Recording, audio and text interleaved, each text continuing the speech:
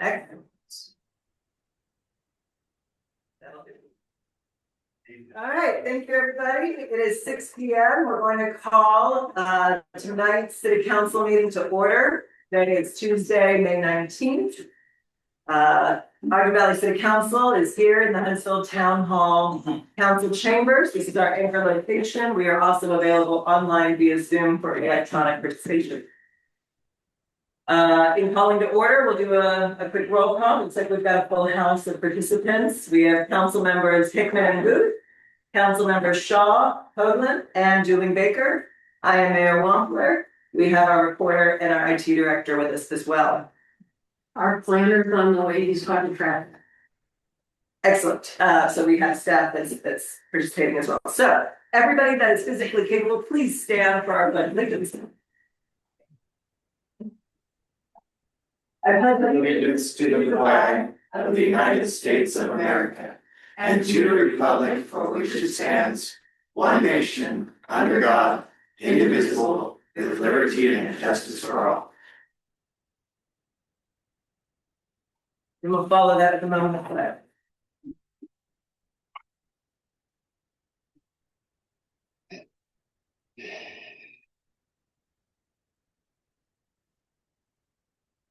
Thank you. All right, we will start our meeting as we do each time with public comment. Public comment, as it's mentioned on the agenda, this is at the discretion of the mayor. We always welcome it. We do ask that public comment will be stated in a timely manner. Try to keep it to around 2 minutes. I have to go over. We'll abide to an extent. And then we ask that it be germane to the city, business that we can actually help reiterate for you. Understand it, right? So it needs to be germane to the authority of the city council. And the agenda issue of FORSEG may not address any item that's currently on the agenda. I've been waiving that. I will continue to do so. So I welcome comment about anything, including anything on today's agenda. You're welcome to speak on.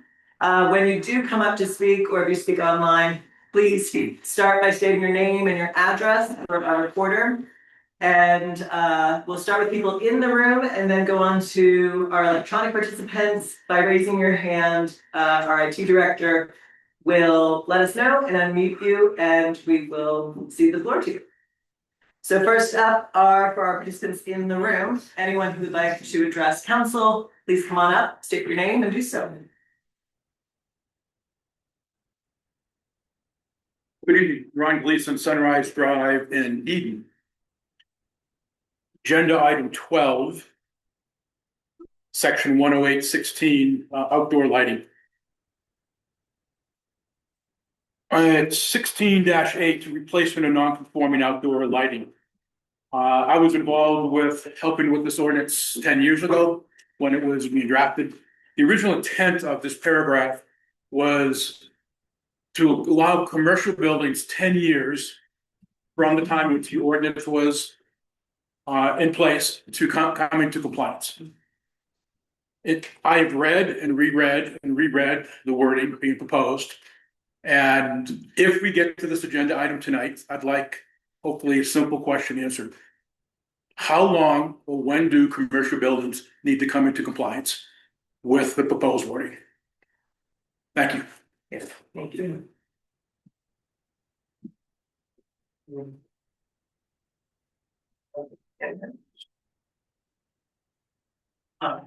Yeah, Matt Bozen. Good to see you all again. Owner in the Harborview subdivision.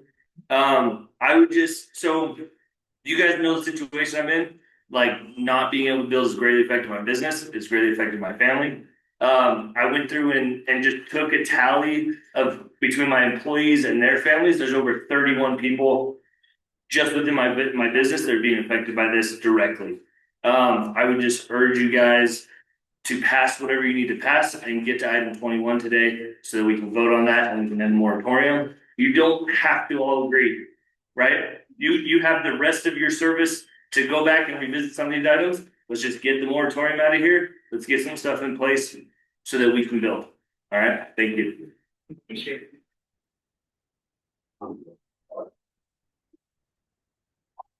Blake Freestone with Harborview. I own lot number 3. I'm asking for the same thing. My house is one of those that Matt can't get built. Because of this whole thing now with everything that's going on when this house was supposed to start in January, because I was able to start it in January. Now, because of the war and stuff that's not under your control, I get it.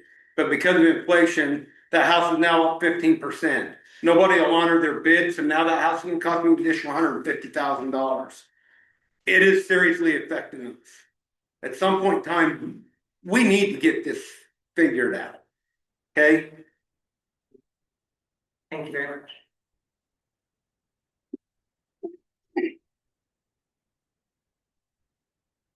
John Lewis, Huntsville. I do some work in the area. First of all, I'd like to say thank you to you guys because it's an absolutely not thoughtless.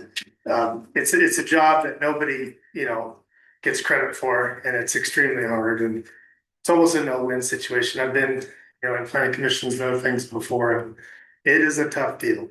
So kudos to you guys for putting in the amazing hours and zero payback. So anyway, I wanted to give some suggestions on the sensitive lands ordinance portions coming up tonight. In terms of where we were versus where we're trying to go, or where the planning commission is suggesting, it was 30% was the threshold, and if you didn't have anything, if you were below 30%, you had to do nothing, but over that you had to do a hillside review and have engineers sign off and everything. That got changed to 25, and in my opinion, that's probably fine.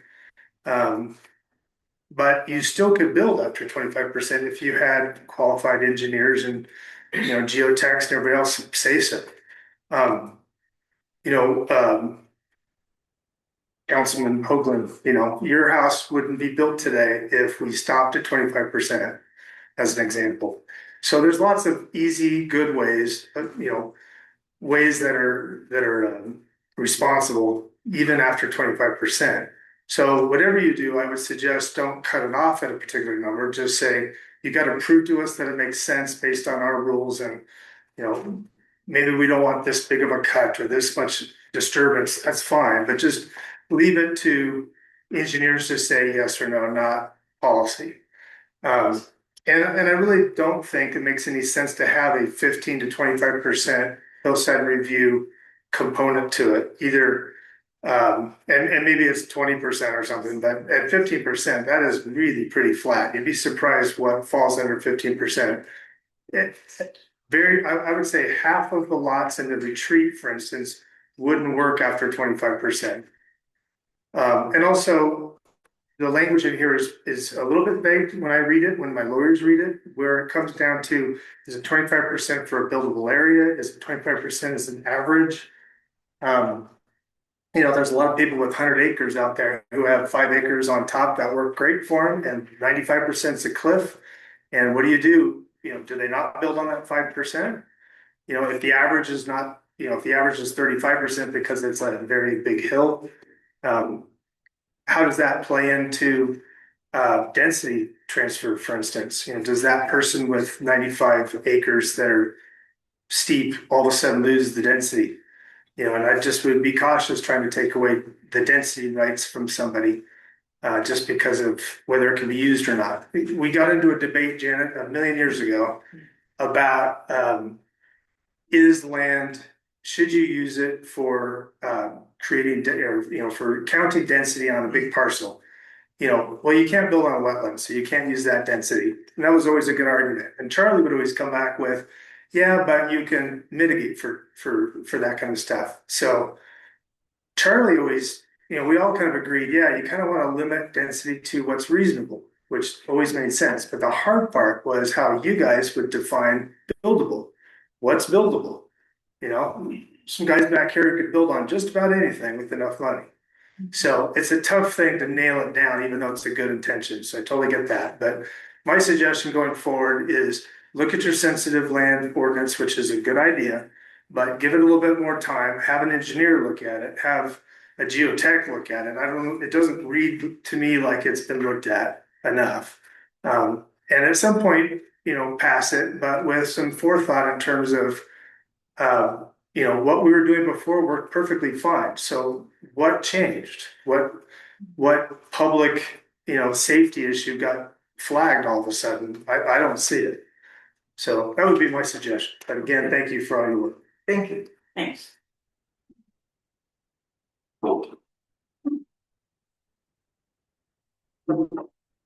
Hi, I'm Leslie Losel from the Huntsville area of Hudson Valley City. And I wanted to talk about the outdoor lighting ordinance also, which I really appreciate your taking up and trying to preserve our dark skies, which, you know, seeing the stars out in my backyard is very important to me. And it's getting harder, you know, so we're already losing that to some extent. And so I think this ordinance is really crucial to keeping what we have and maybe even improving it. So I want to ask you to keep it to be as strong an ordinance as possible at this time and keep it available for revision as we go forward as well, because I know you're going back and looking at things again. And so a couple of specifics from it. One is the provision that lights be turned out at 10 p.m. And I really encourage that to remain. I think that's one of the most important things that can be done. And there are exceptions already in the ordinance that, you know, address needed situations, like if businesses are open after 10, they can keep their lights on. If there are events going on, they can have lights on. And I have motion sensor lights, you know, in my yard. So if anything is there, they come on. So when you need light, it's there. And I think that addresses, it's not like there's not going to be any light. If there's a burglar, you see him, right? Or what I see is raccoons and, and skunks, which is fun too, right? But so I think that it's a reasonable provision, and I hope that you will leave that in. The second one I wanted to address was the light color, and it's currently at 3,000 Kelvin. In the previous draft, it was at 2,700 Kelvin, and this is warmer light that doesn't impact the birds and insects and the sky glow, not as much, with other factors involved as well. So this is another one that I was talking today with so you know, Dark Sky International, so they're called Dark Sky now, and the Utah chapter has an ordinance committee where they work with municipalities on ordinances, and they have models and language that they come up with. And I was talking with the chair today who felt strongly that the newest information on this, she pointed me to a report about this being important, that it be 2,700 rather than the 3,000 Kelvin. So, you know, I know that's last minute to be bringing that up without a lot of background, but if this is even something to discuss in the future, I hope there'd be other opportunities to talk about this ordinance and the technical details. And someone from that committee is happy to come and be a resource to answer questions and give a presentation or whatever you would like. And I'm sure, you know, there'll be a lot of an education for the community as well. But so those are just two details, but in general, you know, I love the idea of pursuing dark sky certification, becoming a certified dark sky community. But if we're going to do that, we've got to do what it actually takes to get there. You know, yes, we love dark skies. Yes, we all want dark skies, but that means having an ordinance that really will preserve the dark skies. And so going forward, I urge you right now, if you can keep the lights out and the 2,700 Kelvin. And if I have another minute, I will mention one other thing, since you're not stopping me. I was about to say, very Okay, and that is the dates. I'm confused on the dates. I think those might be typos, but it says August 1st, 2017. It seemed I think that's from the original Weber County, but then it says August 1st, 2027, which is a year and a half from now, which that can't be right either. No, yeah, it's all in the original. But not 2027. Right, so we give them 10 years to comply. Oh, so this getting, This is the original. I figured. Thank you. Good evening, Council and Mayor. My name is Zach Thomas. I reside at 1759 Lincoln down in Ogden. But I've been involved with the Dark Skies efforts. Mystery. Zach Thomas. Zach. Yes. Thank you. You're welcome. He grew up here. Yeah, I didn't grow up here. that's all right. So I'm from Eden, originally live in Ogden now. But I've been involved with the Dark Skies efforts up here in the Ogden Valley for over a decade. Started as an 8th grade science fair project and has opened a lot of doors for me. But one of the biggest things I've been helping with over the past decade is maintaining the accreditation of Northport Park as an international dark sky park. So every year we have to monitor within the park, we have to measure the light pollution levels, we have to hold several events throughout the year, and generally advocate in the community to keep light pollution low. Those efforts are ongoing, and we started just over a year ago a project with Wasatch Audubon to monitor light pollution levels throughout the entire Ogden Valley. So we can hopefully see long-term trends, see areas we need to improve, areas we're doing well in. But there's a lot of benefits of dark skies for the Ogden Valley, whether that's astrotourism, so people specifically coming up here to see our dark skies and then staying at our hotels, going to our restaurants. But also I think especially for the future generations to have dark skies, something like 85% of kids nationwide have never seen the Milky Way galaxy. And most of them can't see more than a couple dozen stars outside at night. So, but to keep these efforts ongoing in the Ogden Valley and to keep the dark sky strong, we need a strong ordinance from the city level.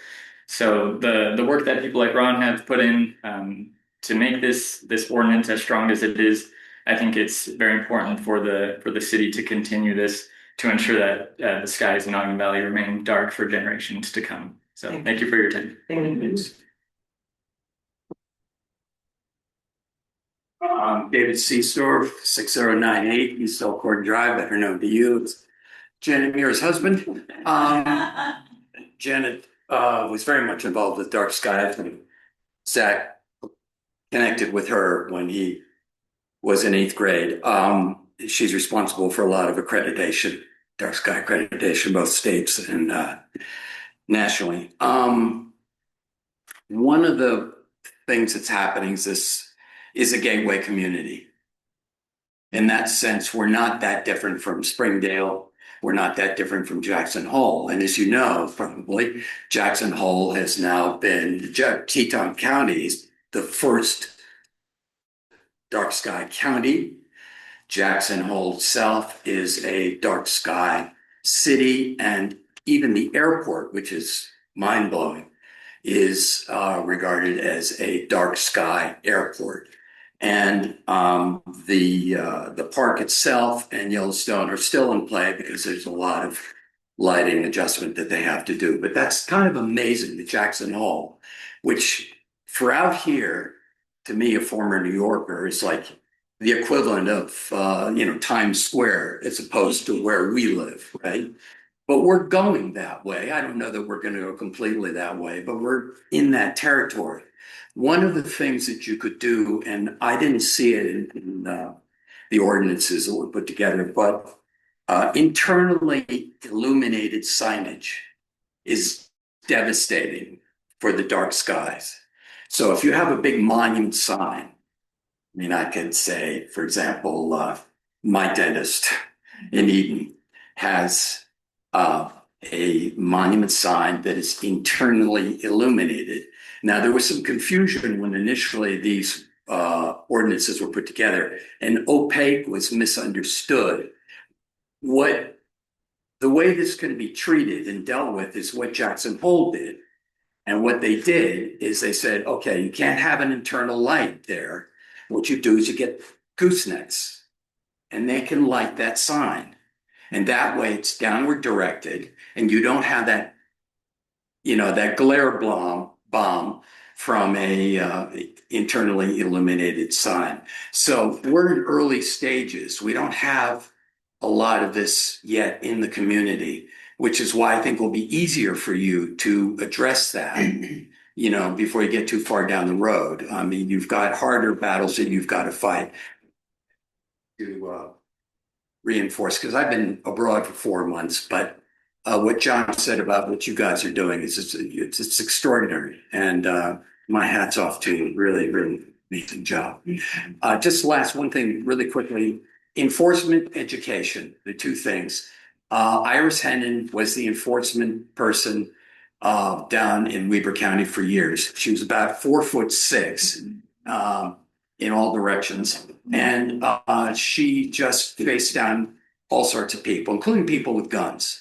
And whether down the road you could have an enforcement person, it's something to consider. If you can't afford it or don't go down that road, the Ogden Valley watershed people, I've been reading the Ogden Valley News, and the education that you get from their articles is really useful. That would be really useful to this too, in terms of both talking to contractors and people as they are designing their houses. Anyway, thank you guys. You're great. Thank you very much. Thank you. Anyone else inside the room? You want a minute to hang out? Is there anybody online with their hand raised? Yep, Okay, who's that?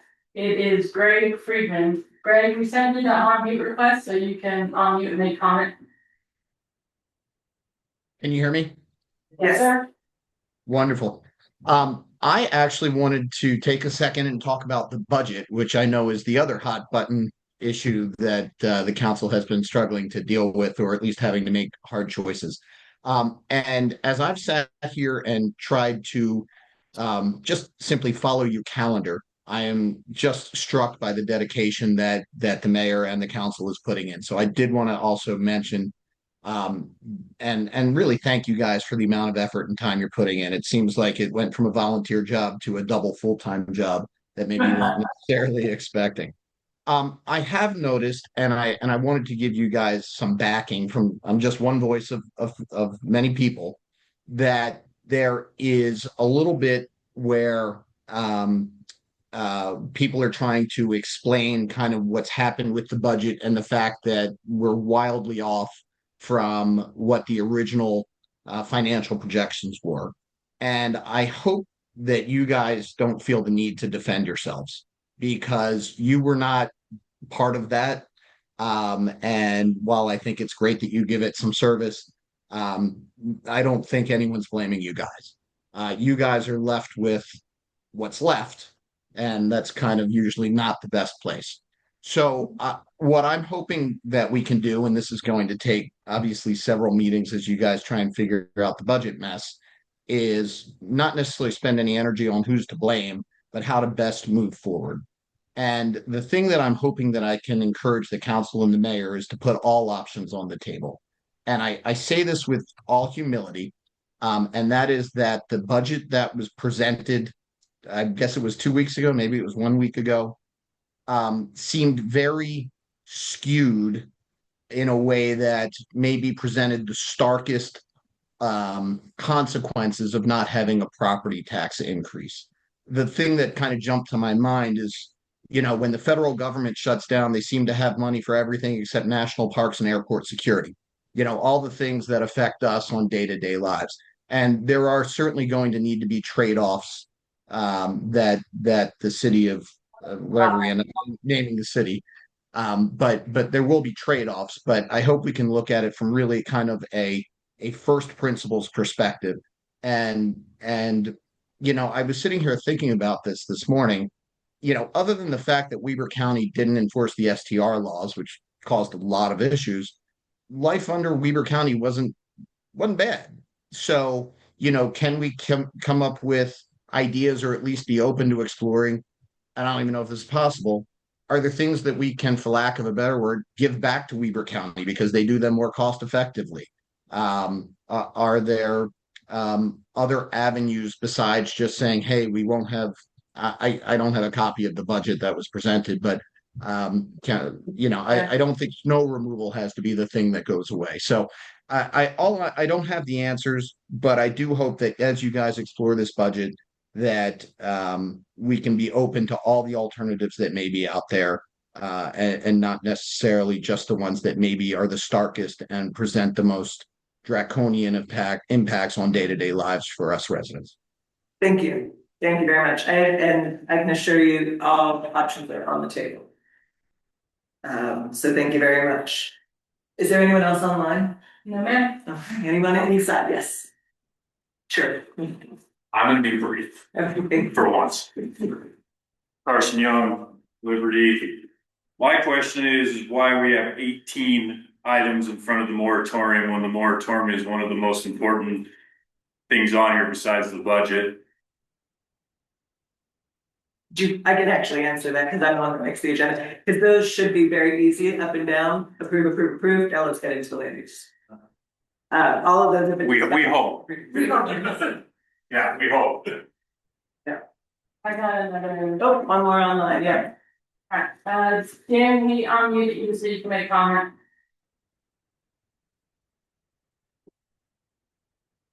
Jim Brown.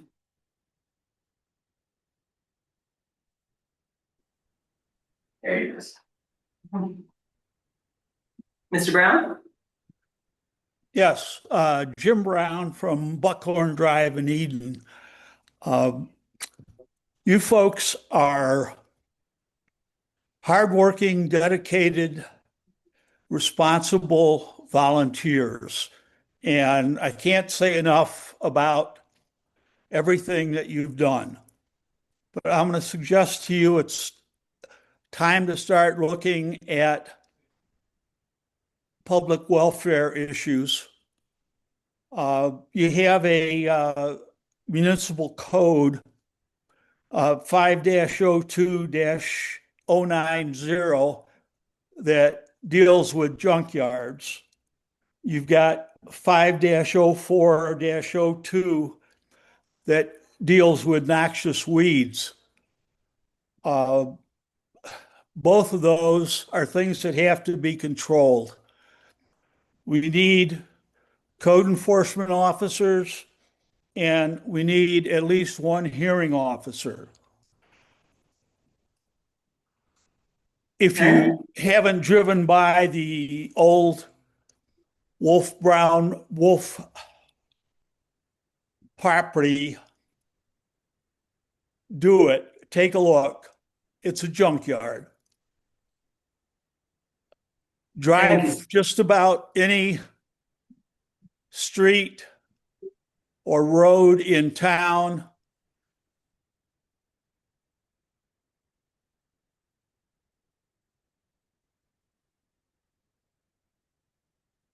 I'm not sure if we lost you, but I understand that this is about code enforcement and a hearing officer and making sure that we are prioritizing public welfare issues.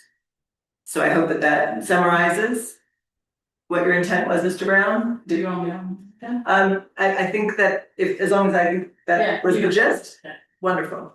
So thank you very much for your comment, Mr. Brown. Is that everybody? Have we heard from everybody that is interested in speaking at this point? Okay. Or on my side. Excellent. All right, thank you all very much. At that point, we'll go ahead and close the section for public comment and move forward. I do hope, Mr. Young, that these are pretty easy to approve quickly because we have already discussed all of these items in previous meetings. So starting with the consent agenda, we have 5 sets of minutes in the consent agenda, as well as 1 payment approval report that was submitted on May 18th. That was sent to everybody. There are no business licenses, so item C is actually removed from discussion. Are there any council members that wishes to take the minutes or the business, the payment approval report out of consent for discussion? Excellent. So in that case, we'll do an up or down vote. I'll take a motion to approve the consent agenda. I move to approve the consent agenda. All right. Second. We have a motion to approve by Councilmember Hoagland and a second by Councilmember Shaw. All in favor? Aye. Any opposed? Consent agenda has passed for approval. Moving to item or agenda item number 4, which is the review of tentative budget. This is a presentation by Sherry Broadbent, our finance director from KNCCBA. This is a presentation. It should not last any, I would think, longer than about 10 minutes or so. Sherry? All right, I'll try to keep it brief. So, can you hear me okay? Yes. All right, so first I want to go over the finances where we're at now. So this is our April 2026 financial report. Our cash balances, we have a little over $500 $500,000 total in cash. This does include the bond funds. Our total revenue we've received year to date is $580,000. Our April sales tax is $111,000, and sales tax will go up and down during the different months. Our fiscal year 26 sales tax revenue is projected to come in approximately $250,000 below the budget. Our April transportation tax, so this is a local option tax, and it's 0.5%, and this comes in monthly, and it's almost $10,000. We did get our first Class C allotment, which was $114,000, and that was for the months of January through February. So we will receive 2 more allotments for fiscal year 26. So Very just in a well. brief, yeah. Sorry, what did you say those were? Class C funds? Okay, thank you. Yeah, so the Class C road money, that's the percentage that you pay when you fill your car with gas. And so that both the transportation tax and the Class C road funds are both for your roads, trails, sidewalks. They have very similar uses. They're a little bit different, but they're very similar. So at a glance, your year-to-date revenue, your highest is your sales tax. We aren't getting property tax this fiscal year. It shows your Class C, your transit tax. We've started to get some excavation permits, and we have gotten some donations. With your expenditures, this is only listing the checks and payments that we've received. We have accrued other expenses that we haven't paid yet. So when I'm going over these numbers, know that they are bigger. What we've actually incurred. So administration had a lot of startup costs, startup studies to get the code ready. Impact fees, we redid our impact fee study. Planning, that's the costs that you see for the community development, planning and zoning, engineering. And with these costs, I just want to remind you that the billing is often delayed for planning and engineering, so you won't see payment on them for a few months. But even though you don't pay them until July, they will get moved back into this fiscal year when they were actually incurred. So that is something to just keep in the back of your head. And we also have these outstanding obligations. By far, the biggest expenses that Ogden Valley City has is the contracts with the county for the police and animal control and the roads. So these represent just what they're charging us for half a year. And we'll also have to repay the bond that was used for cash flow. So overall, after we found out that we couldn't increase taxes, you will need to implement a transportation utility fee that we will talk about more in detail later. We want to keep this more brief. But just to fund the roads, we will need more revenue. So I'm going to move on to the draft budget. Well, first, did anyone have any questions on these before I move on? So all city council members received this at this point, and we will be putting this up online. We are building a new page. Under, well, Surprise students. it's in your email. And the mayor has asked that I start doing a monthly financial update to the council and the public so everyone can be aware of where we're at. Yeah, so just like this one for April, I'd like this to be a regular occurrence, and maybe at the end of the month, you'll see the next month's report. And then we will upload them for everybody to be able to see from the website. All right, if we want to move to a brief description of where we're at with the draft budget, because we are going to be, this will be a focus of each of the meetings moving forward for the next 3 to 4 weeks. Okay, so this is a draft. You don't have to readopt a tentative budget. This tentative budget has changed a lot since then. We found out that we cannot increase taxes this fiscal year.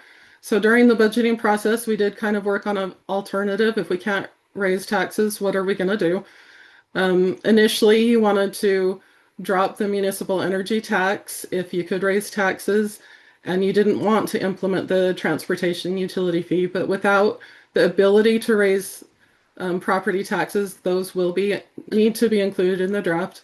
And this is just a draft. We are going to have another work meeting where we can discuss it in more detail.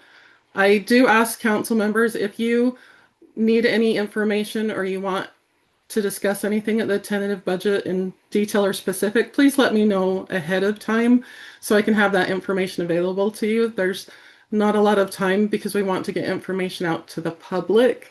So please, if there's something you really want to see numbers wise, please let me know so I can make sure I have that ready for you. So this draft budget that I'm showing you does have the property tax that you'll get at the county rate. It does have a transportation utility fee. This represents about 8 months worth because it does take time to do a study.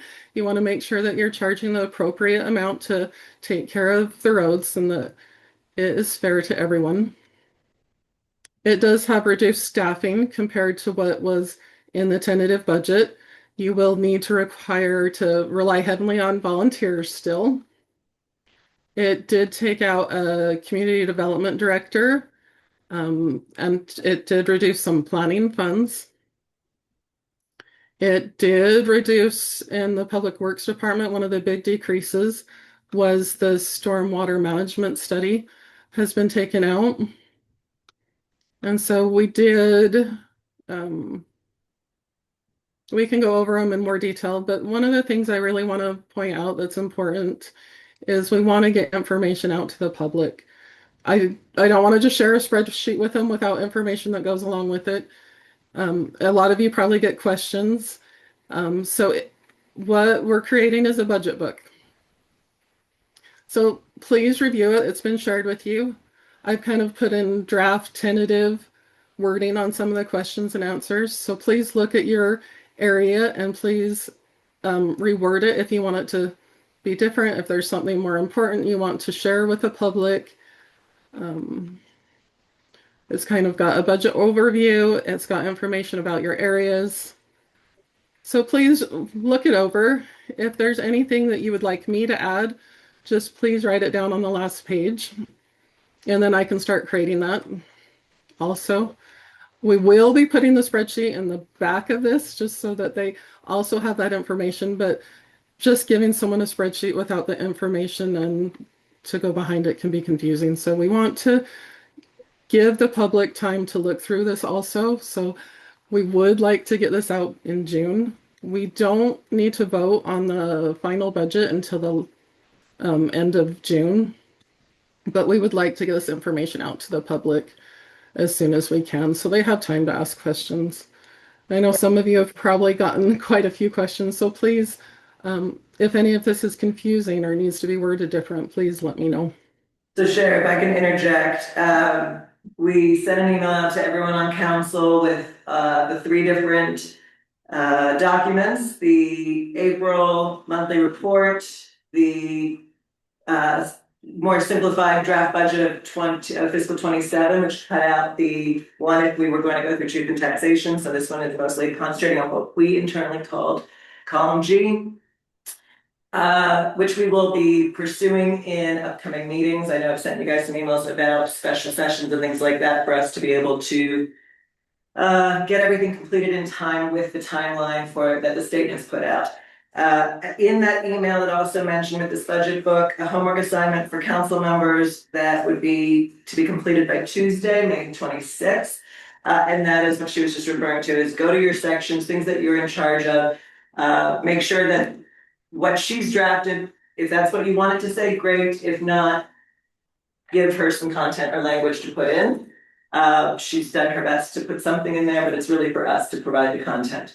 So that should be done by Tuesday next week, so she can finish it up and get it up on the website for the residents to start picking through as we have our meetings, where we're going to pick through this new budget and get it finalized. The state requirement now for a normal budget that's not going through truth and taxation is that we will still have a public hearing is required, and we need to adopt this budget as a final version by the end of June. So if we do it, we can have it in a special meeting, but if we did it on our regular 3rd Tuesday meeting, you back out 10 days from that or so for the hearing to happen, for the public to be able to come up and speak, and they'll need to be able to pick through it beforehand. So we're working on a pretty tight timeline. I've sent you guys some emails about maybe having a special session next Friday because we're not meeting on Monday because it's Memorial Day. so that we actually still meet next week and get the work done. Any questions there? It is exactly 10 minutes from when we started, so that's stuck. Good. Thank Nice. you very much. I appreciate it. We'll be talking a lot more frequently. Thanks, Sharon. Okay. Thanks. All right, moving on to agenda item 5. Ordinance 2026-41. I believe Corbin Gordon is on the phone. And Corbin, you had told me just before the meeting that you could only stay for the first hour because you have another meeting you need to present it. Yes. So we're gonna whip through these ordinances hopefully pretty quickly. Yes. So, Thanks. council members, it's good to see you. The first resolution is 2026, and we don't have a number on it yet. This is the planning commission one. Oh, is it 2025? Ordinance 2026-41, the planning commission powers, or actually, yes, that is basically what we call it. Yes. And it is ordinance? It's an ordinance, yes, ordinance, not a resolution. Yes. We talked through this at length in the work session yesterday. I think everyone's had an opportunity to review it. And so I don't know that we necessarily need to go through details unless there's any questions that you have for me. I think we're ready for either discussion or a motion to adopt. Yeah. Unless there's any questions, I will entertain a motion. I move to adopt ordinance 2026-41, planning commission powers, rules and procedures. Is there a second? I'll second. We have a motion to adopt from Councilmember Hoagland and a second from Councilmember Shaw. It's an ordinance, so we're gonna go ahead and do this in ascending order of districts. Councilmember Shaw. Aye. Councilmember Dooley. Aye. Councilmember Hoagland. Aye. Councilmember Booth. Aye. Councilmember Hinton. Aye. The ayes have it, unanimous 5-0. Ordinance 2026-41 is approved and adopted. Agenda item number 6, resolution 2026-25. This is the development, mitigation, contribution, and impact fee lock agreement. We have discussed this in many meetings. So it's the same thing, I believe, that we had in the last few meetings. If there's any discussion we have a minute or two for that, and then we could just entertain a motion. Any discussion? I'll call for a motion.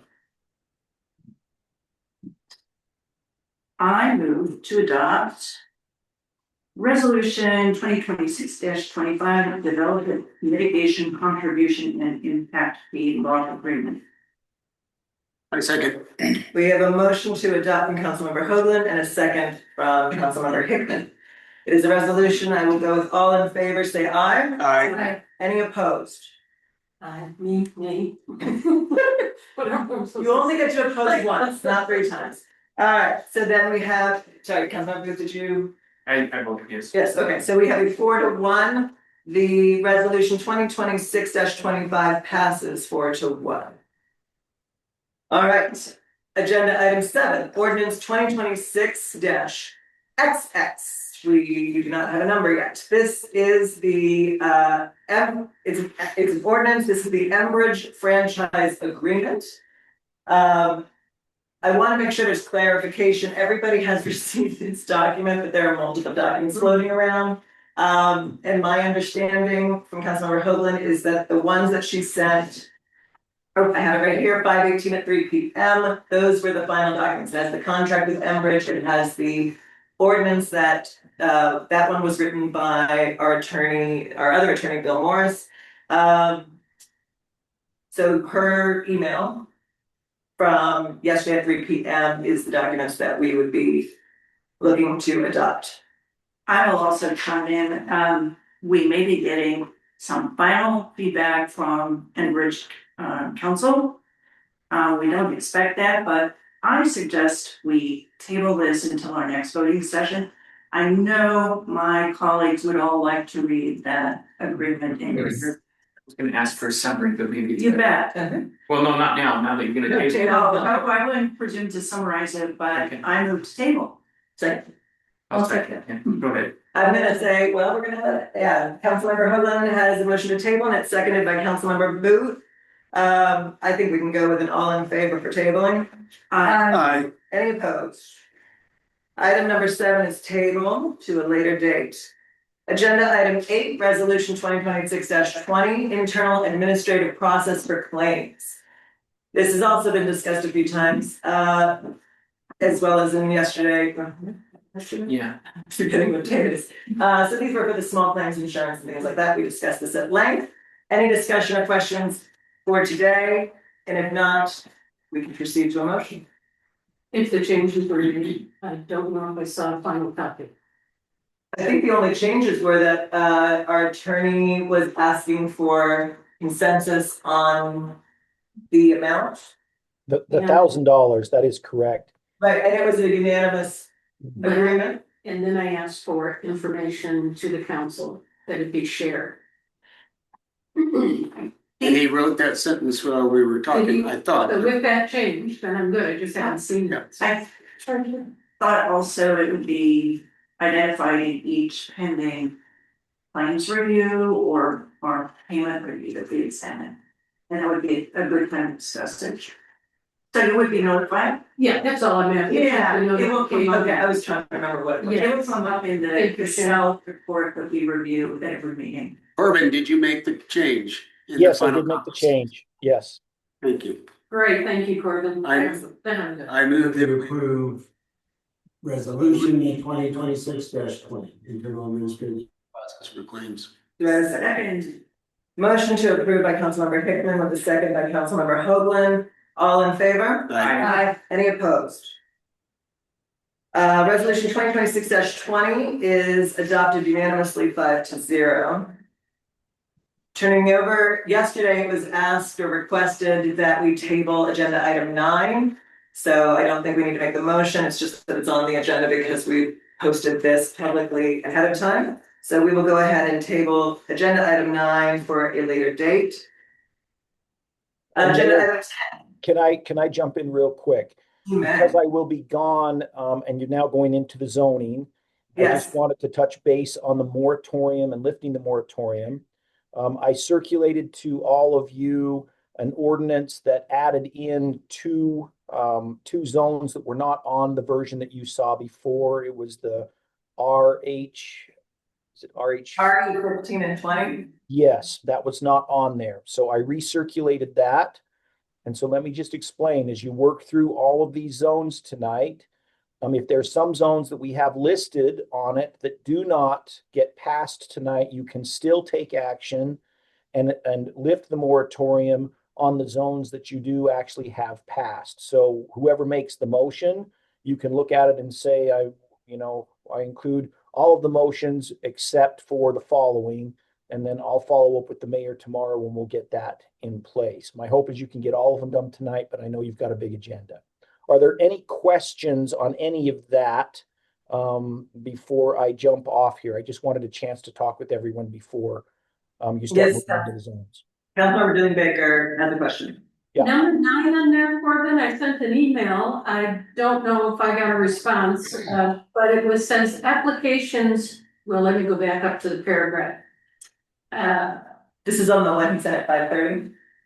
Is it? That's This is the newer one. This is I the got newer it one? up. Okay. The limited lifting of the moratorium applies only to building permit applications for single-family dwellings. It does not lift, waive, modify, or otherwise affect the moratorium as applied to any other application, petition, approval, or development activity, including but not limited to. And then it has applications for Short-term rentals. 9, I'm looking at. Oh. Applications to enlarge or expand the footprint of an existing building unless otherwise approves. I thought this moratorium would lift the decks, the additions, the pools, because we have the setbacks and everything already established.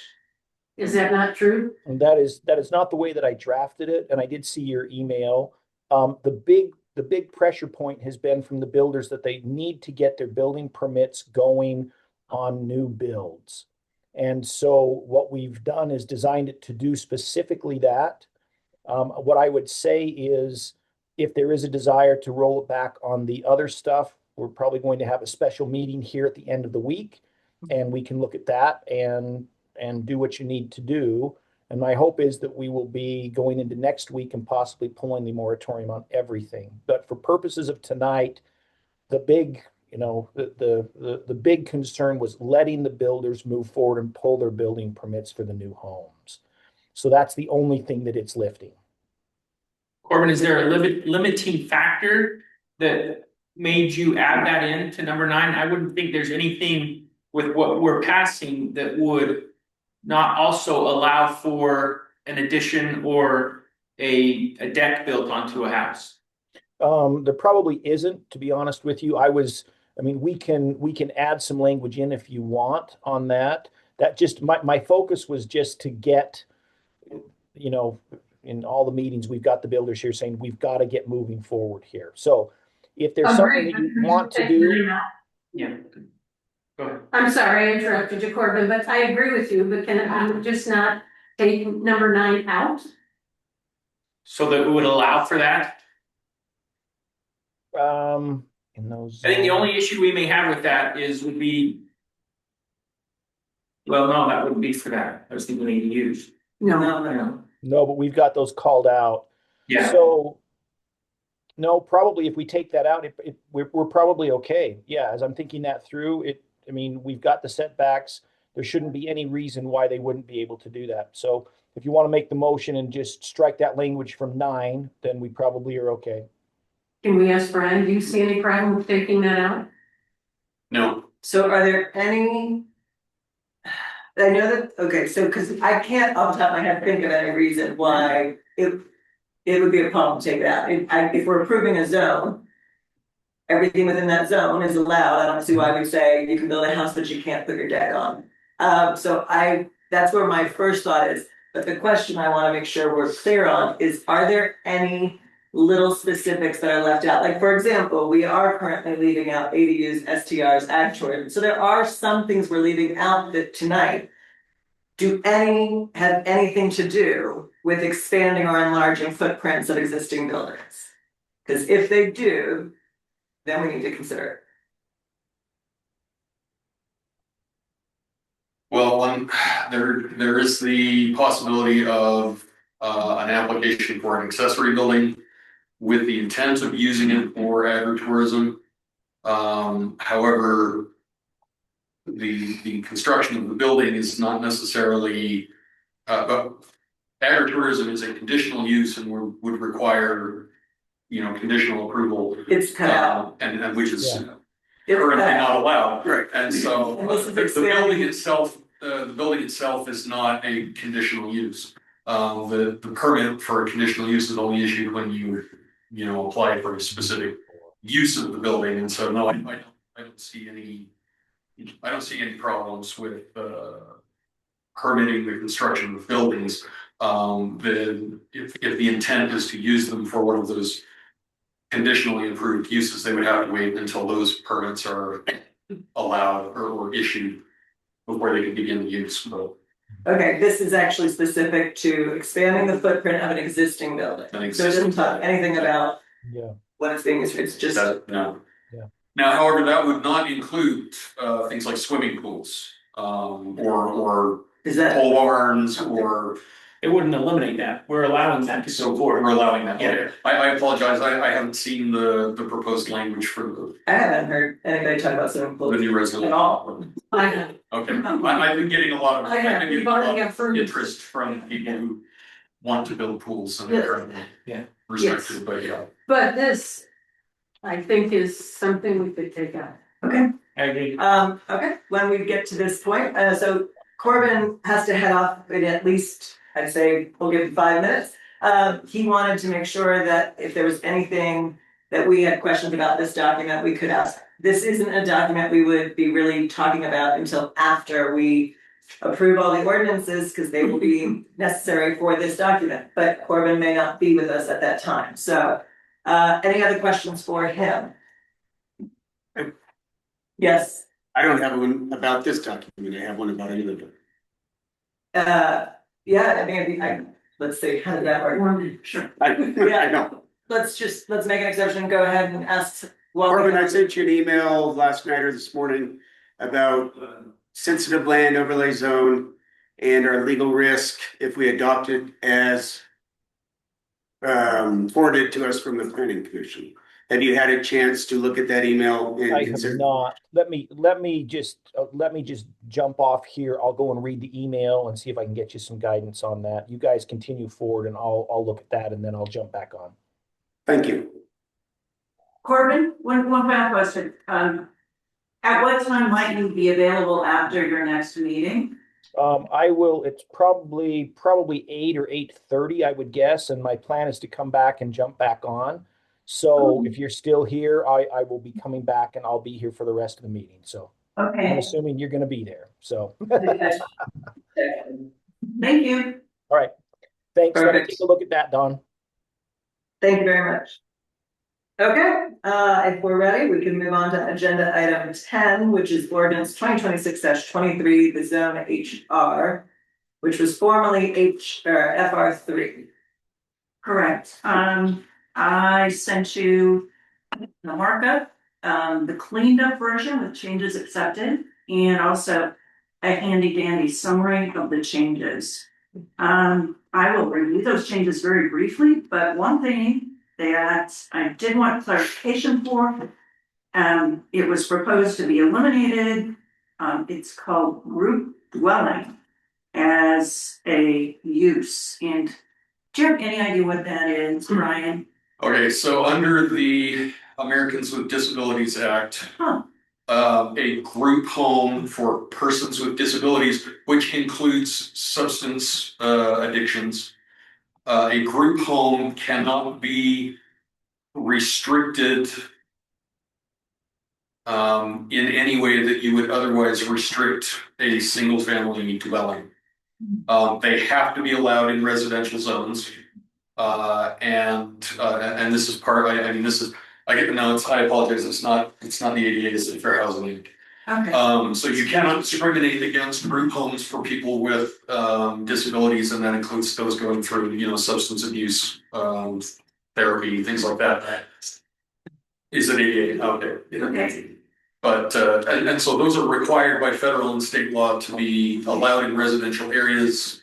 That is for persons with disabilities. There has also been an inclusion in the past for homes for elderly persons. There's a state rule that was implemented, I believe, in 2014 and then rescinded. So the state no longer requires group homes for seniors.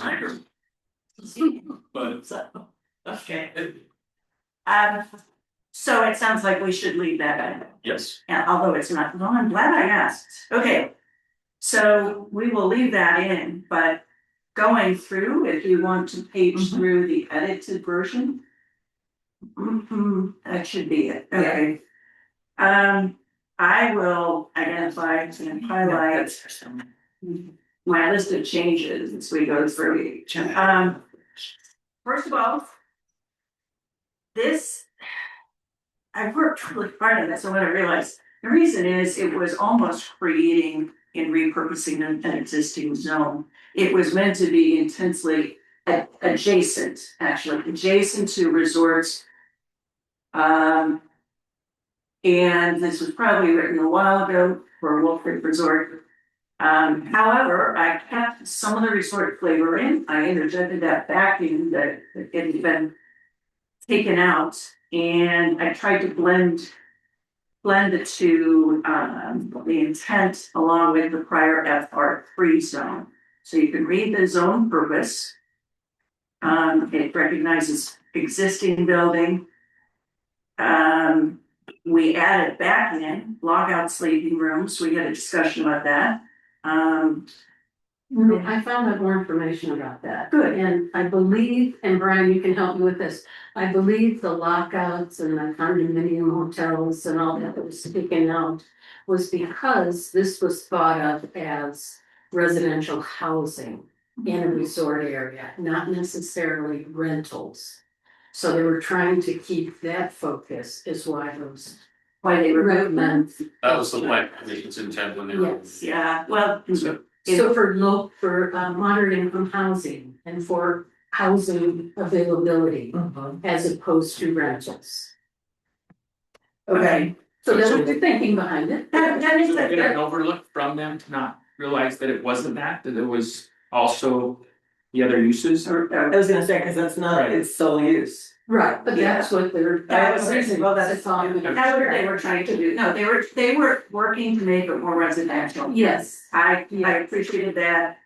But we did have existing lockout, sleeping rooms. It is a good use for tourism. We added a lot. We added animal usage, grazing.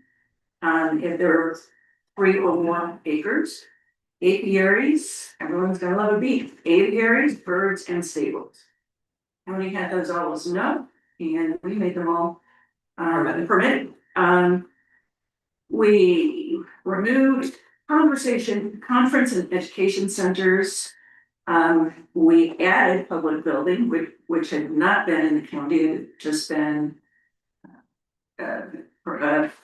conditional use. Okay, did you change golf to no? It had been no before. From the planning commission or originally? From the planning commission and from Weaver County. That's where our golf course is. Yeah. No, that's in open space. Okay. Yes, but it's with it. It's yeah. It's around the technically within. it is open space zone on the golf course, but it's surrounded by it. Yeah.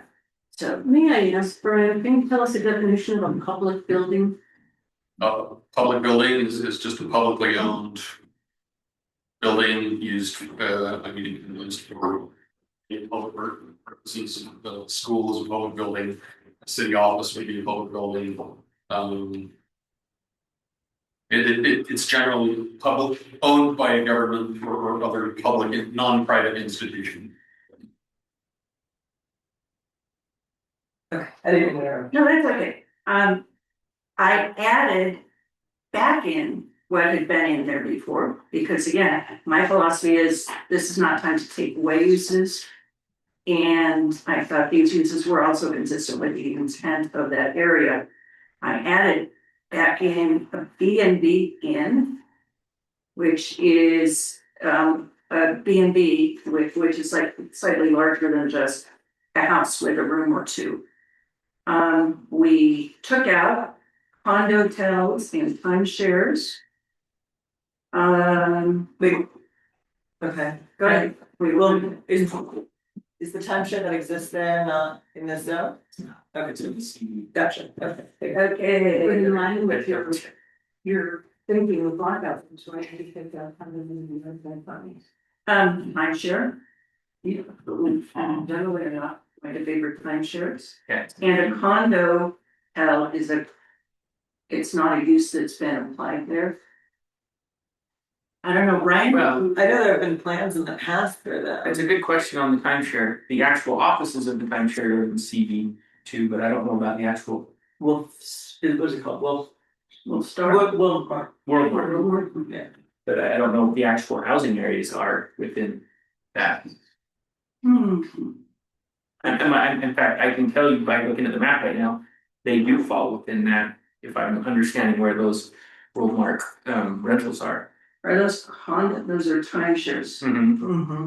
Okay. So there's a portion of those within CV2, but the other ones lie within the new HR. Was it permitted before? It was county conditional. And to my understanding, we're trying to stay away from conditional, we're either going NRP, correct? General plans, but Do we have any? conditions. Okay. We do have some conditionals, so. I think one piece of advice would be like keep it as a C and then come back to it later. You got it. Okay, we were multifamily dwellings, we had back in, it was conditional, it's fully permitted now. Group dwelling, this was the language I asked about, so it's a permit, we'll make it permitted. Lodging house, recreation lodge, it had been conditional. And OVC, the planning commission, and I thought this was consistent. We changed that to no, because we're trying to make it more residential.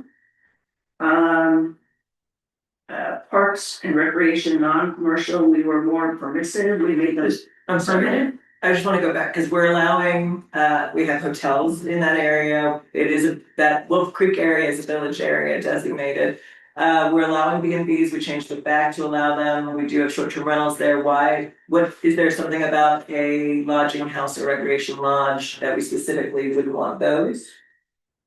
I think as I read it, they were like boarding houses. Right. So, Under the definitions that we've adopted to a lodging house is synonymous with a boarding house. In other cases, sometimes the lodging house is strictly the lodging, kind of like a hotel or well, not a hotel, kind of like a motel or an inn, where it's just the lodging, the meals. Lodgers are left on their own to find meals and other services, but under the definitions that we adopted, it's the same as a boarding house essentially. Okay. I'm okay with it being no. okay, Yes. okay. The answer's in or P? Right now it's N. But isn't that necessary in a recreational zone to have places for people to live? We have. But we do. We have lockout. We have multifamily, we have B&B and. single family, two family, three family, four family, multifamily. Was it in the Weaver one? Yes. It was conditional. Gotcha. Okay, Lodging house or recreation lodge? I think so. they're the same thing. They were both, well, they're two separate, Two separate. they're two separate reasons. They're both highlighted yellow and yeah, so I'm guessing they were both conditional. Okay, Are you all okay with keeping it in now, or do you wanna put it back to conditional? I personally would make it conditional or P, but I'm not gonna fall on a sword over it. Is what is that technically, if we're putting it as a no, okay, what is that technically it eliminated? means people would not make plan and propose to have a boarding house. Oh, Yeah, we can make it conditional. We could, I mean, or I'm okay either way. We have hotels and inns and B&Bs and hotels and everything else.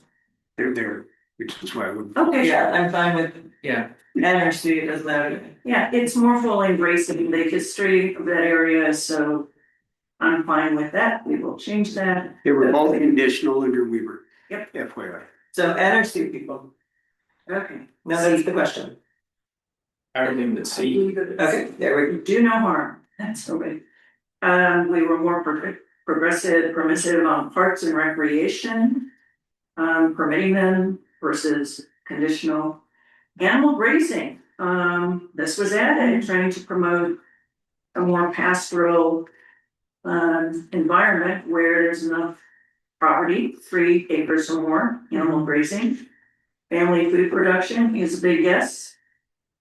And basically, those are the primary differences. There's a highlight here from Amy, who was helping us while Brian was away on group dwelling. That's what we talked about. Okay, so that's been asked and answered? Yeah. Perfect. Okay. Anything, I'm scrolling down, I don't see anything else. Any other questions regarding this zone? Discussion? Not, I'll entertain a motion. I will make a motion to approve ordinance 2026-23 zone HR, formerly FR3 zone. Okay, we've got a motion to approve.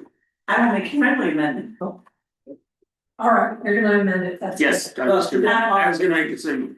Okay. And I would add, Oh, make the changes. to clarify, we're making, let's see, condo tel timeshares, conditional instead of and. We are making group dwelling homes, permitted. Oh, conditional, so they, Conditional, we went back to C. No, permitted, it's there. permitted. And we are making lodging house and recreation lodges conditional. Yes, board changes. Okay, Do you accept the friendly amendment? Yes. All right, do we have a second? I'll second. All right, we have a motion to approve with the 4 changes mentioned specifically, and that motion is by Councilmember Booth, and we have a second by Councilmember Hoagland. It is an ordinance, we will go in ascending order of district. Councilmember Shaw. Aye. Councilmember Dooley. Aye. Councilmember Hoagland. Aye. Councilmember Booth. Aye. Councilmember Hickman. Aye. Excellent. 5-0, ordinance 2026-23, zone HR, which was formerly FR3, now to be always known as HR, Hillside Residential, is approved. Excellent. Mayor, can I jump in real quick? Oh, look at that. Yes. I just emailed over an answer to Don's question. Don, you've got it in your email. And so read that. If you have any additional questions, text me. I do think we need to make some edits to that language. We could certainly do that in our Thursday or Friday meeting. So take a look at that, but there's an answer there for you, okay? Okay, when we get to that ordinance. Thank you. Thank you. Thanks for having me back on. All right, unless anyone wishes to jostle the agenda items, next on our agenda is item 11, ordinance 2026-33. This is Title 106 from Weber County subdivisions. We have not yet openly discussed this. Brian is here, so this would be our first one. Do we want to start right there? Or do we want to go through the ones we'd already discussed openly and then get back? I would say the latter. And yesterday, did we conclude that we don't need this one to lift the moratorium? Yes or no? Correct. Well, the portion of the moratorium. The portion that we're trying to do. Yes. Yes. I mean, it definitely is. It has to be lifted eventually, but to do the residential permits. As long as the new resolution does not allow new subdivisions, then we're okay. Okay, this is a subdivision as a whole, not a parcel. Brand new Within. subdivisions, yeah, Well, the creation of multiple new lots. Okay, So if the intent is just to lift moratorium on building permits for single family dwellings, this is not required. And for parcels already recorded. And for parcels already recorded. So for the gentleman back there with parcels already recorded, they don't need this ordinance to apply if we lift the residential. We'd have to write it very significant. Well, and with the understanding that the plan is to have this completed very quickly. Yeah, within the next week. Okay, so how about I make a recommendation? We're going to skip this item right now. It's still on today's agenda, and hopefully if we can get through things quickly, we'll get right back into it. There we go. But let's go straight into item 12 on the agenda, ordinance 2026-34 standards. This is Title 108 in Weber County Code. And there are a number of listed out chapters of that title. We have already adopted, I think, 2 or 3 of those chapters, which are not listed tonight. Obviously, tonight, these are the ones we need to adopt in order to fulfill what we have expressed to the public we'd like to do tonight, which is to roll back this. So we can look at the whole thing all together, or we can break out these chapters. How would you like to proceed? Break out the chapters. So start with 108-3 cluster subdivisions. I believe there was a question we had for Brian that we wanted a response on. Subdivisions, the question that was posed to me was whether the requirements on building heights were consistent with other zones or with all the land use zones. And it is consistent across residential zones. So they're all at 35 feet maximum build height. So in cluster subdivisions, what does that mean? It means in cluster subdivision, it's actually, the language is a little redundant because in the zone you would still have the zone's maximum building height, but this just means that for a residential structure or a main building within a cluster subdivision cannot have a maximum structure height of 35 feet. There was one other thing we were questioning when we reviewed this 2-3 meetings ago. Who's running is it Kathy or you, Brian? It's me. So under pathways, page 4-ish. Oh, yes, there was some, that. Please explain that to us. We got wrapped around an axle on sidewalks.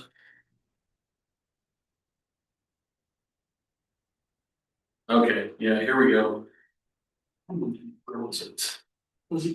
Here's. Yours has been highlighted. Are you? No, I took all the highlights out, so now I can't find it anymore. There it is, Okay, right here there. it is. In lieu of a okay, so what I did was I restructured the sentence essentially. In lieu of a 5-foot concrete sidewalk on both sides of the street, where you have, so we've got, instead of requiring 2 sidewalks, one on each side of the street, a 10-foot wide asphalt pathway shall be allowed on one side with a 4-foot wide concrete sidewalk on the other. So instead of 2 5-foot concrete sidewalks, we are allowing 1 asphalt pathway and 1 smaller sidewalk. Or at least that's an option. Is that standard? Best practice? I mean, it's not an unreasonable request. It's not a requirement. Is it new? It's to say that it's allowed. It's not required. But no, and it's also not new. This was original to Weber County. Right. So what have we changed if it was in Weber County? Because there's some stuff. So It shows right here on the cost out from 19. What it was the original? We got wrapped around an axle on the way Weber County wrote it. Yeah. We asked our planner to clarify. So what you're saying is all of the dimensions and the materials have stayed the same. It's now written more in layman speak and it's more easy to understand. Yes. All right. So we haven't changed the substance. No. Okay, thank you. So it's 5 foot, 4 foot would be 9 feet. Well, And 5 foot, 5 foot foot. would be, it's either a 5-foot concrete on either side, or a 4-foot concrete and 10-foot asphalt pathway.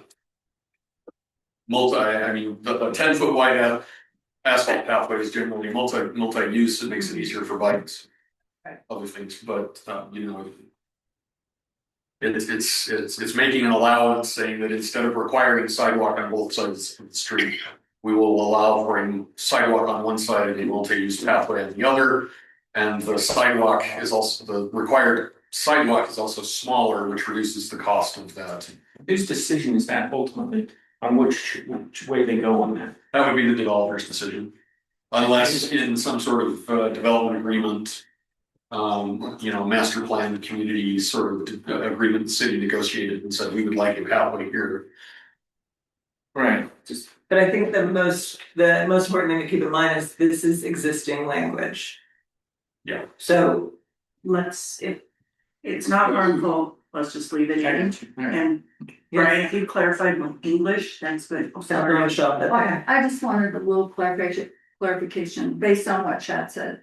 So the developer could choose to put a 5-foot concrete sidewalk and a 4-foot, or do a 10-foot, or a 5 and 5 sidewalk, or a 10-foot asphalt and a 4-foot sidewalk. Yes. It would be, they could choose either one of them. Okay. And if the pathway fit into the overall community pathways plan, you know, then the city could perhaps come up with some incentive to urge the development. One to the other. That was my question. Preferred. Yeah. If that was the preferred along, you know. Are there any other outstanding questions that need to be followed up?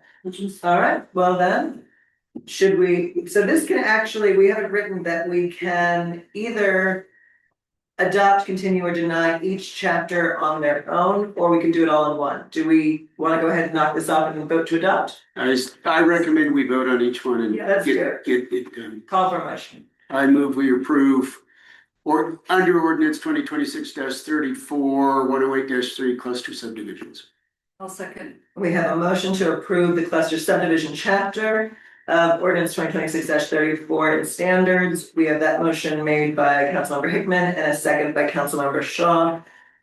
Are we okay if I do it all? This could be. All right, I'll just do it. Shaw. Let's do it. Aye. Julie Baker. Hookham. Aye. Booth. Aye. Hickman. Aye. Good. 5-0, cluster subdivisions adopted. Moving on to conditional uses 108-4. We reviewed this, the 5 of us, 2 meetings ago, 3 meetings ago, and I don't recall we having any issues, and we agreed at the time that we would pass it out when we got to this meeting. Do you all remember the same thing? I don't think we It's had. pulled up, if we can just. Well, let's pull it up. We had some things in there for Brian to fix. Under conditional? Okay, Yeah, let's there's split up. If we just scan Yep, down, let's pull her up here. it's pulled up on the screen. Are these all in our OneDrive? Yep. Yes. Yeah, you are. In the SharePoint, for some reason, we're not found them. I see a highlight with some comments. Is this a draft? This is, Councilmember Hoagland, is this a drafting order duplicate paragraph here? Brian, please fix. Yeah, we This took is- care of that, and that was a duplicate. Thanks, thank you. I'll modify my statement, conditional on Brian fixing the things that we. I'm not seeing any other comments. That's the only one I remember. All right, I will entertain a motion. I move we approve under ordinance 2026-34. Ordinance 108-4 conditional uses. Check, yes. And is there a second? Second. All right, we have a motion to approve by Councilmember Hickman and a second by Councilmember Hoagland to adopt 1084, the chapter 1084 conditional uses under ordinance 2026-34 standards.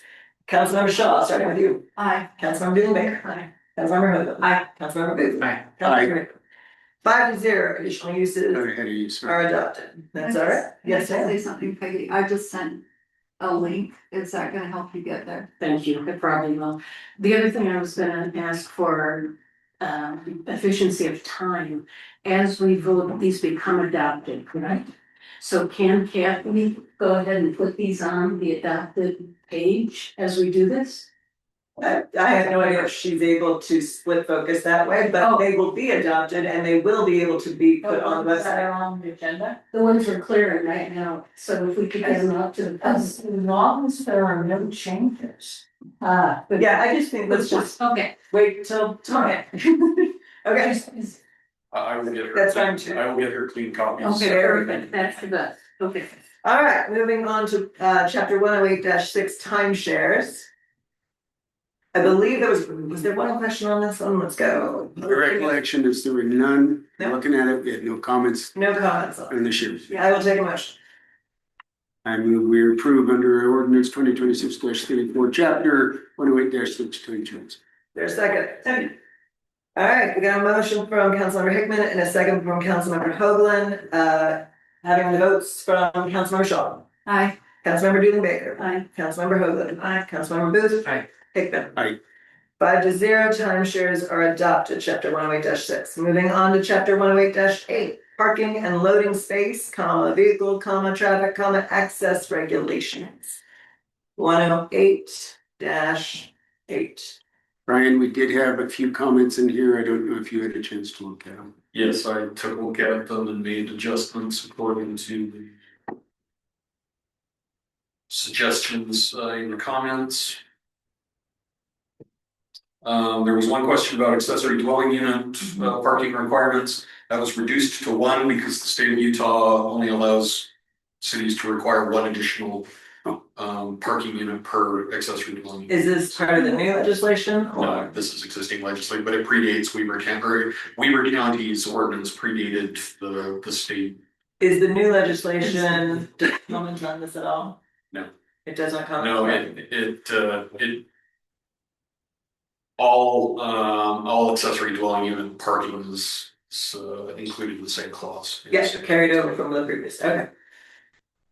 Okay, so but my understanding is, this is stating, and just for land use people, this is stating what you can enforce. It does not mean that the property owner can't put in a second parking. It's that we can only demand that they put in one. They are welcome to put in one. So, keeping that in mind, let's see, any other comments here? There's some highlights. Mixed bachelor, bachelorette, and family.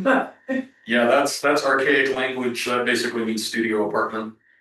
A bachelor or bachelor's apartment is what they used to call studios back in. Sororities. Why don't we? Well, sororities. We can change the language to studio if you prefer. We don't have bachelorette or bachelor pad, or bachelor apartment in our definitions, but we have studio apartment in our definition. Why don't we change it to studio? Let's do that. Okay. Yeah, let's do that, since there are lockouts, various things that are studios, I'm sure some ADUs might be studios. Will we have to define them? Actually, I already took the liberty of making those changes this morning, so Oh. they're in the final copy that I have. You design studio? Yeah. In definitions or in this ordinance? Thank you very much. Oh, there we go. He's looking at something different than we are. Okay, that's sneaky. Sorry, I have I'm looking at a clean copy that's got all of the red lines taken out. The super secret planner. I see another comment from Councilmember Hudlin Bryan, make sure parking on streets doesn't impede city services. I think you are trying to do that here. So yeah, we had the language added for seasonal parking requirements, prohibiting parking on public streets overnight during the winter to facilitate snow removal. That's really all that section does. The new section 108-8-11. And I think we have asked that you review that new meeting that we put through about on-street parking and all that stuff. So as long as everything matches up. And it does not conflict with the municipal code. Fantastic. That's the last comment I see that needed attention. So if there's no further discussion, I will entertain a motion. I just, hey, where is the used car lot that you said leave in case there is a used car lot? Was that in this? Oh, is that where there were? It's right here. I'll click on it. There were many lists. There was a long list of usages that are not here in the valley, but leave them in. You don't know. That was something we discussed this with the planning commission too. This is a long list of very specific uses that is it's unnecessary. We can, in the future, we can come back to this and clean it up and make the parking commercial versus residential much more general in nature and less specific to, you know, an upholstery shop. Yeah. You know, Hey, I need one. All right. I'm not saying we don't need one, but we don't need to tell an upholstery shop that they need different parking requirements than a used car dealership. I'm calling for a motion. I move to adopt 108-8 parking and loading space of Under ordinance 2026. under ordinance 2026. There's a second. And I'll clean it up afterwards. All right, so we have a motion on the table from Councilmember Hoagland and a second from Councilmember Booth in order to adopt chapter 108-8 parking and loading space, vehicle traffic and access regulations within the ordinance of 2026-34 standards. Going in ascending order of district, Councilmember Shaw. Aye. Councilmember Dukenberger. Aye. Councilmember Hoagland. Aye. Councilmember Booth. Aye. Councilmember Haver. Aye. 5-0, chapter 108-8 is approved for adoption. One of these days I'm gonna get you all to sit in your district order. 108-9, motor vehicle access.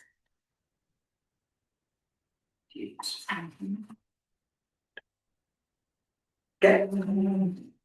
I have it pulled up, I can start reading comments. Yeah. So yeah, there were a few things crossed out and added. Biggest original drafting section needs legal review, question mark. What are the precedents or models? Brian, this could be a quick legal review since it is new. Did any of that get looked at? Also, Brian, is there a way to add electric charging stations into this? Is it only talks about gas stations? Yes, yeah, we can have electric charging stations. It's quite easy. So this is answer these questions. I am not hearing well either. Is this essential for residential moratorium lifting? You've got driveways and curbs. Okay, then we have to.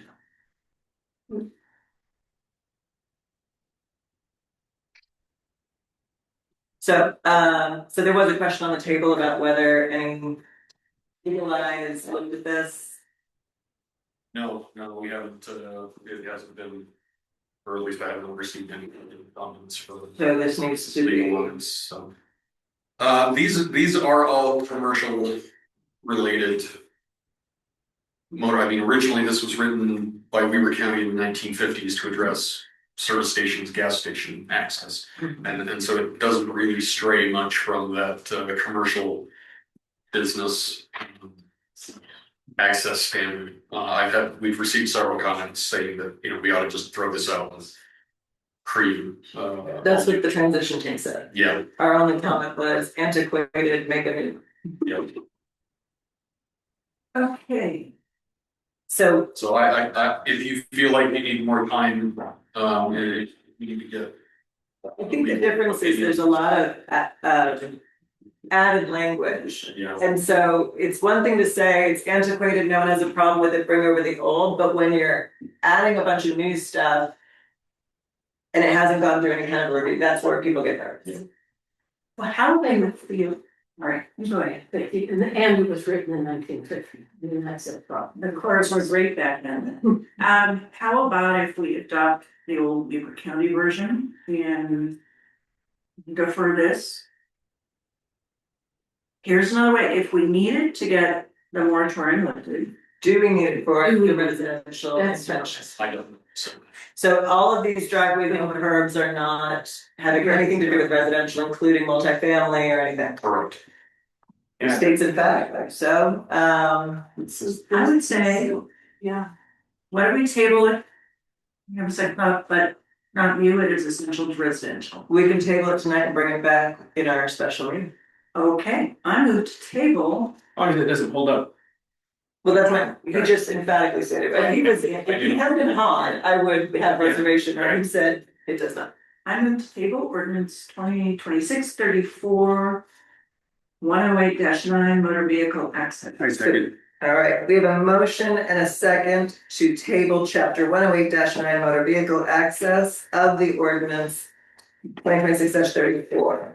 Going in ascending order, Councilmember Shaw. Aye. Councilmember Dean Baker. Aye. Councilmember Hoagland. Aye. Councilmember Booth. Aye. Councilmember Hagman. 5-0, the chapter is tabled for further view. Chapter 108-10, public buildings and public utility substations.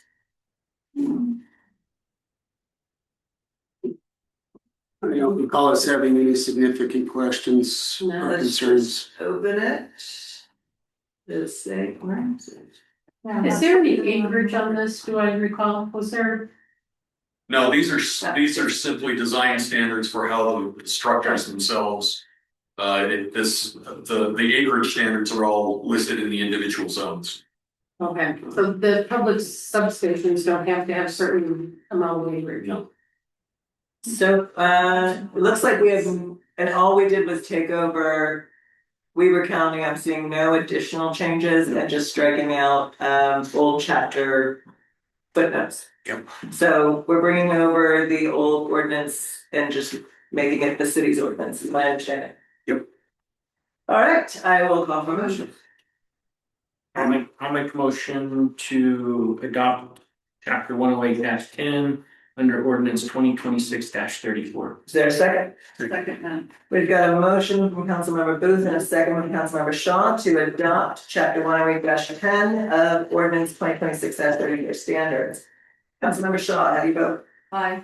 Councilmember Dean Baker. Aye. Councilmember Hoagland. Aye. Councilmember Booth. Aye. Councilmember Hickman. Aye.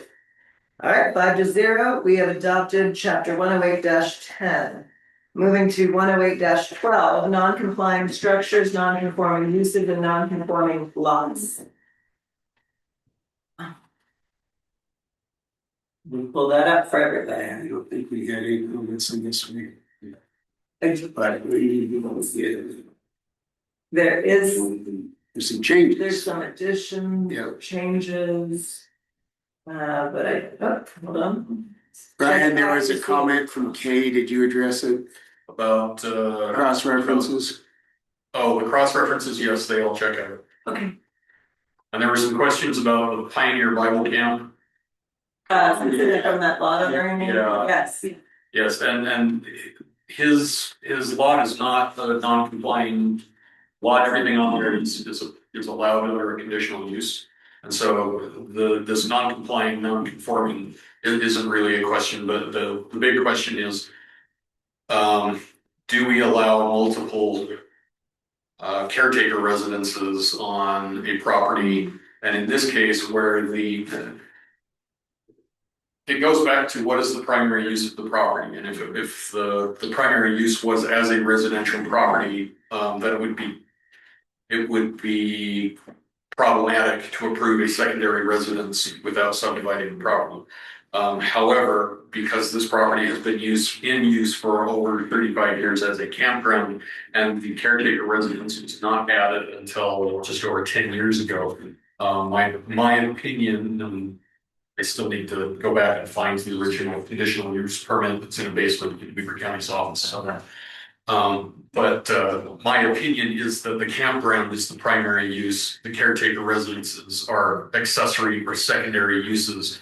And so we don't need to require a subdivision to allow an additional caretaker residence. However, we would probably recommend that they locate or site that residence in such a way on the property as to make it easy to partition or subdivide a new lot in the future if that became necessary or desirable. Out of curiosity, if he doesn't have to subdivide because it's an accessory unit, how many is he allowed to put on? At what point He's does got this six. become a house? He's got, well, that's a good question, because he's got 66 Acres. and we would require three acres per unit. However, these are conditional uses. These are all allowed under a conditional use permit. And if at some point they came in and they said, I want to build 10 full-time year-round caretaker residences for my summer camp, at that point, you know, as part of the conditional permit application process, the city can deny that and say, no, that's not a reasonable use. Unless you've got 6,000 kids up there year round, there's no reason why you should have that many caretakers on the property year round. Problem solved. It's interesting. I trust that the homeowner or the property owner who said this is a problem I have is a problem he's dealt with. So I'm surprised it's not actually a problem according to our planner, because he stated it as well. It's challenging. Some communities limit the number of what we would call primary structures or main structures on a lot, no matter how big it is. So you can have a 50-acre lot, and if the primary use is as a residential home, you would be allowed one primary use residential home. You would not be allowed additional units on that lot. The Weber County Code and New Ogden Valley City Code for FV3 is silent on the matter. It does not restrict or permit explicitly multiple primary structures. So it could be interpreted that there could be multiple primary structures, but in this case, it's also in my opinion, it's not well established that the residence itself is the primary structure on the property, because it's been in use as a campsite with camping facilities for longer than it has had residential, full year-round residential structures on the property. And so, but these uses are all allowed under that conditional use as a campsite. And if they want to change the use from a campsite to something else, then they're going to be required to meet new standards, in which case, we may want to clarify whether multiple primary structures like a home would be allowed on the same lot. Given the view that this is not precluded. But it's not pertinent to this code. Right. Okay, let's go back to the code. I don't see any other comments that needed addressing. Am I missing anything? Okay, I'll go for motion.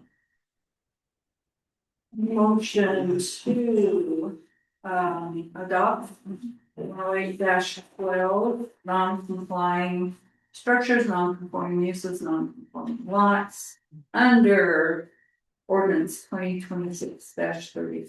Is there a second? Second. I've got a motion to approve from Councilmember Shaw and a second from Councilmember Hickman. And that is for chapter 108-12 of ordinance 2026-34 and standards. Councilmember Shaw. Aye. Councilmember Dealing Baker. Aye. Councilmember Hoagland. Aye. Councilmember Booth. Aye. Councilmember Hickman. Aye. 5-0, chapter 108-12 is adopted. Chapter 108-13, home occupation, short-term vendor, temporary outdoor sales and farmers markets. There was an outstanding question previously. I think it was a business license one, was That's what it was.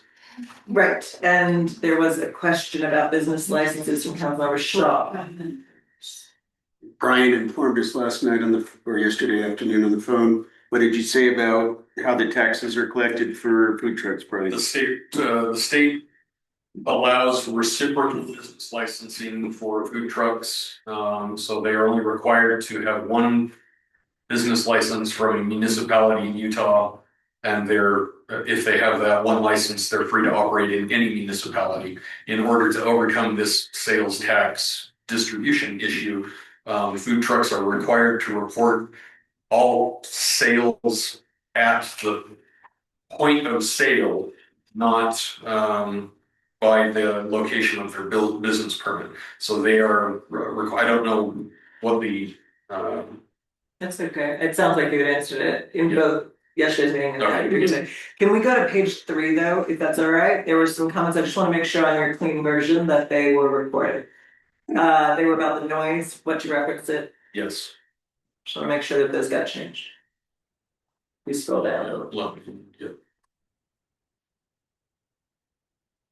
Yeah, so I added a reference to Title V. Municipal Code Title V. Municipal Code Title V, and a similar one for, well, there is already one for signs. Chapter 110 signs, and then down below, Julian Baker Road, replace 6 with 7 in alignment with Muni Code noise. I thought we just said noise was Title V. I'm on a clean copy, I don't see where I wrote that, but if it's been fixed, that's fine. I just wanted to make sure. I just want to make sure everything it's matched. finished. So, does that work? Where are we? I don't know, I don't see noise. Are you trying to find noise? I'm on the clean. Okay, so her question was replacing hours of operation from 6 a.m. to There we go, it says replace 6 with 7. to make that in alignment with That makes a lot more sense now. and the municipal nuisance. And so we Like made this title. that change. The planning commission did include the exception that for daycare services, they'll allow early drop offs. Replace, but it says here replace 6 with 7. So is it 6 or 7? So if it's a home daycare, they're allowed to operate starting at 6 a.m. All other home occupations will So we start did after 7. Okay, perfect. Thank you. All right.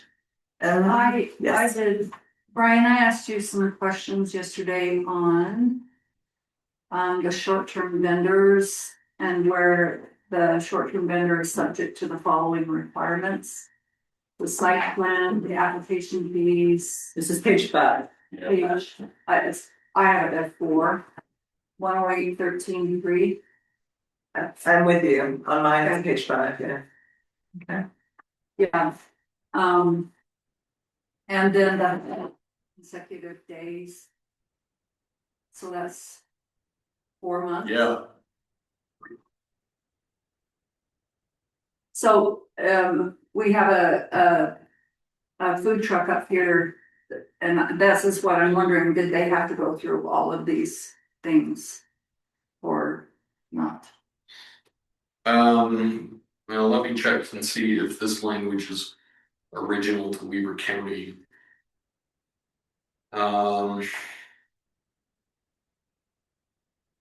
I'm on the red line copy and it doesn't show any sign of being new. I actually called the planner in Weber County and asked about this one. Tammy. Yeah, and she directed me right here, and yes, they did do all those. They did previously. Yeah, I don't know if they're doing it now, because we haven't checked this one, the food truck that's here right now, but she told me that's what they required last year.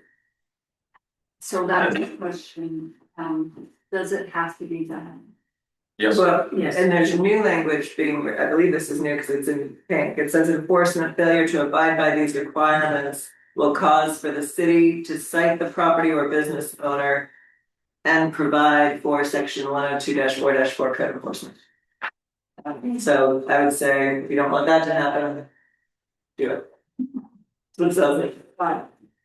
All right, any other, and so there, I think these questions were all mitigated. The only time I would have an exception to that is if we have special event like the Balloon Fest, can we have the food trucks come out without having to do all that?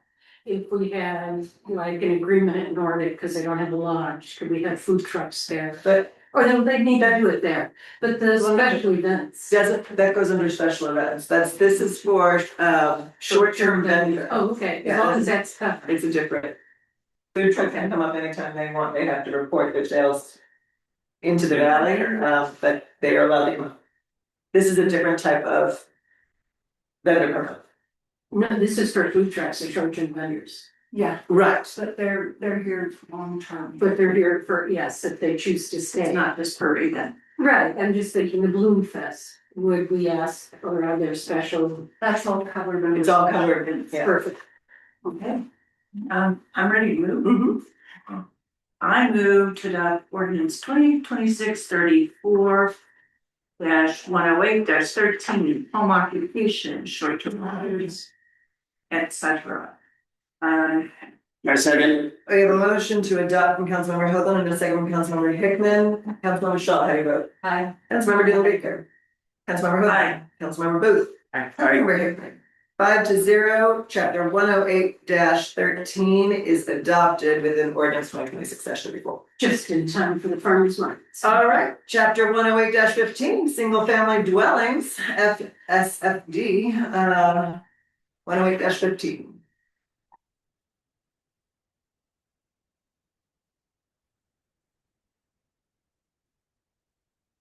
All right. I'm not seeing changes. The majority of changes to this were removal of materials and design standards that are now prohibited under state law. Okay, so you just made it in accordance to state law? Sounds good. Do we have, let's see, Brian, okay, we took out DR1. Yeah, I don't see anything else. I will call for a motion. I'm going to adopt 2026-34, 108-15, single family dwelling. Is there a second? Second, you got it. Chance, go. Councilmember Hoagland has a motion on the table, seconded by Councilmember Booth. Councilmember Shaw, how do you vote? Aye. Councilmember Dylan Baker. Councilmember Hoagland. Aye. Councilmember Booth. Aye. Councilmember Hickman. Aye. 5-0, chapter 108-15 is adopted.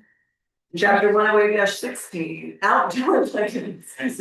You're rolling. Settle in. Okay, That's good. we were on, we had momentum. Let's keep it going. All right, outdoor lighting. 186,000 miles a second is a photon. Wait, sorry, okay. 186,000 miles an hour is the speed of a photon. Thank you for the trivia. I'm a lot slower than that, but can we open our discussion? We can, I'm sorry, I'm not finding the ordinance, I'm only finding the summary. Go into, that's the special file completed on top. Heck yeah, I made a special folder. It's orange. Outdoor light, you did make a special. Okay, I should. That was pretty good for me. Thank you, I appreciate that. Okay, so chapter 10, and this is the one you want us to look at council meeting 5-90. Yes. Okay, that's because Councilmember Hoagland set some. She created an orange folder in our share. Not seeing it. How about we have Brian pull it up on our screen? Brian, are you aware of ordinance? I'm sorry, I'm trying to. This is the one Councilmember Hoagland just made some really great today. See, try that again. It's like the way to do This is a comparison one. I don't know. This is, that's one I look for, what one is there, the comparison? I found that one, but I don't find an orange folder, so I have no idea. Top. Skip, look at her. I did, I'm still. This one is ten. Very I got good. it. Can I go back into your list of items for consideration by the planning district, by the city council? What, are you referring to an email? What are you referring to? No. Go through the share file. Here is the main share file. We scroll to the top, there's a file that's in orange. This is the Lighting. This Where are you? Okay. Here we go. This is the perfect time to. I'm okay if Brian pulls up face Gosh, on our screen. this is oddly out of date. Refresh it. Refresh. When are we going to? The most recent one, a few hours ago? Outdoor lighting, go there. Got it. What are we? The sheet that she made. Yes. Lighting comparison. Okay. I'm perfect, you. Let's do it. Go to the ship. I'm gonna propose something Radical. as follows. Okay. My sister. All is back to order. Having spent some time on this, as we all have, in hearing the comments tonight, I have a different perspective. This is so important. There is so much professional advice that we in model cities we should consider. That I'm all for improving this, but I don't think we fully captured what's right for our valley. And what I would like to do is continue to adopt the Weber County ordinance, take this and do a deeper study of what's appropriate for our valley. Because I'm hearing there are other models we can look at. I personally think this is a lot like a lot of initiatives I participated in, saw and witnessed in other settings. It's partly about changing the culture. It's largely about education. And it should be a very high profile issue. That we get more, broader education support behind. Right now, I need to do our best. By this ordinance, it means more work. I agree. That's true. Yes. I would like to share that we have more in common on this when I looked at this comparison chart than we had yesterday. And I would like us to take a step forward and take the things that we agree on, that were the same, and move that forward a little bit. I don't want to go back. I want to make it better. We can do it and create a dark sky advisory committee, just like we did the ad committee, to help us move forward. I am all for that. And I think that is where they study it, bring it back to us. So with the addition of that, which I think is in there. It's already in there. And then, we talked about the shielding. It was the same. You have comparison here. We talked about the curfew. We could do that. I mean, there are things that are the same that we seem to have disagreements with yesterday, but I don't know if they were fundamental disagreements. So I would suggest that we take some of the good stuff and we move it forward a step. In other words, take everything? No, look at the comparison. I look at the comparison, but I'm not sure what you're saying. Okay, let's start at the top. It is purpose and intent. So then the ordinance would, yeah, if you want to pull up the comparison page that everybody can follow along. The dog, the comparison. Councilmember Hickman, do you have a In comment? the church chart, do you want I to feel energy. Let's look at the comparison. Okay. The disagreements were based on new language, not old language Yes. from yesterday.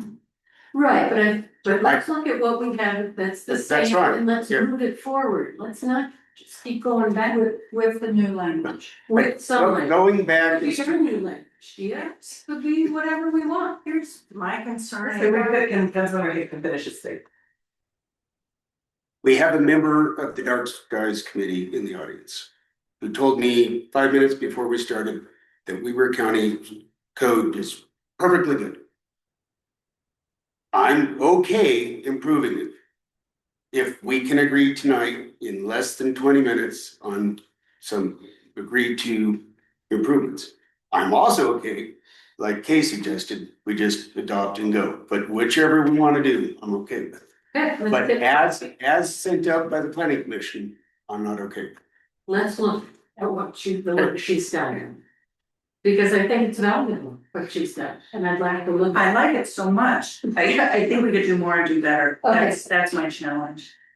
Okay. Yes, we could do more and do better, and I agree with that. Can you go down, Brian, to the purpose and intent? And see the comparison that Kay lays out there? Just for clarification, okay, are you comparing Weber County's original document to what was forwarded by the planning commission? I'm comparing it to, I believe it is edits on the. Yes, so it's not Yeah, specifically the planning commission's advice, it is an edited version. Of what we've taken from them and arranged a bit. yeah, right. That's what I wanna make sure, so I just heard Councilman Hickman say he's not okay with. Yeah. It's an edited version of that. I'm okay with that. Alright. Here we go. Okay, Councilmember Dillon-Baker, you wanted to run the show, so this. No, actually, it stays sharp. Well, me there. I'll let her. And actually, I would say thank you to AI between this comparison. Why don't we just concentrate on where it's not the same? Let's do that. So, Or yeah, purple or new. there's a section, if you scroll down, Brian, it says new OVC provision. Okay, 108.16.3. Yeah, the first one's the purple one, 108-16.3. And these are basically new definitions, more expanded definitions, and consolidated offer, which is good from a drafting perspective. Was this where we had massive discrepancy on, if I can see a bulb? This, and I changed it, I changed the application of that definition. Okay. In the context when it was used, because that is still a reasonable definition for another thing that Councilman Hickman did not find offensive. Okay, so You changed, the definition of light trespass and direct illumination. what I did was instead of using Can we go to it up here? Or I would say follow the order. Yes. We're not jumping Yeah. around. what I did was eliminate You are? the concept. Let me trespass, say. I'm looking at this right here.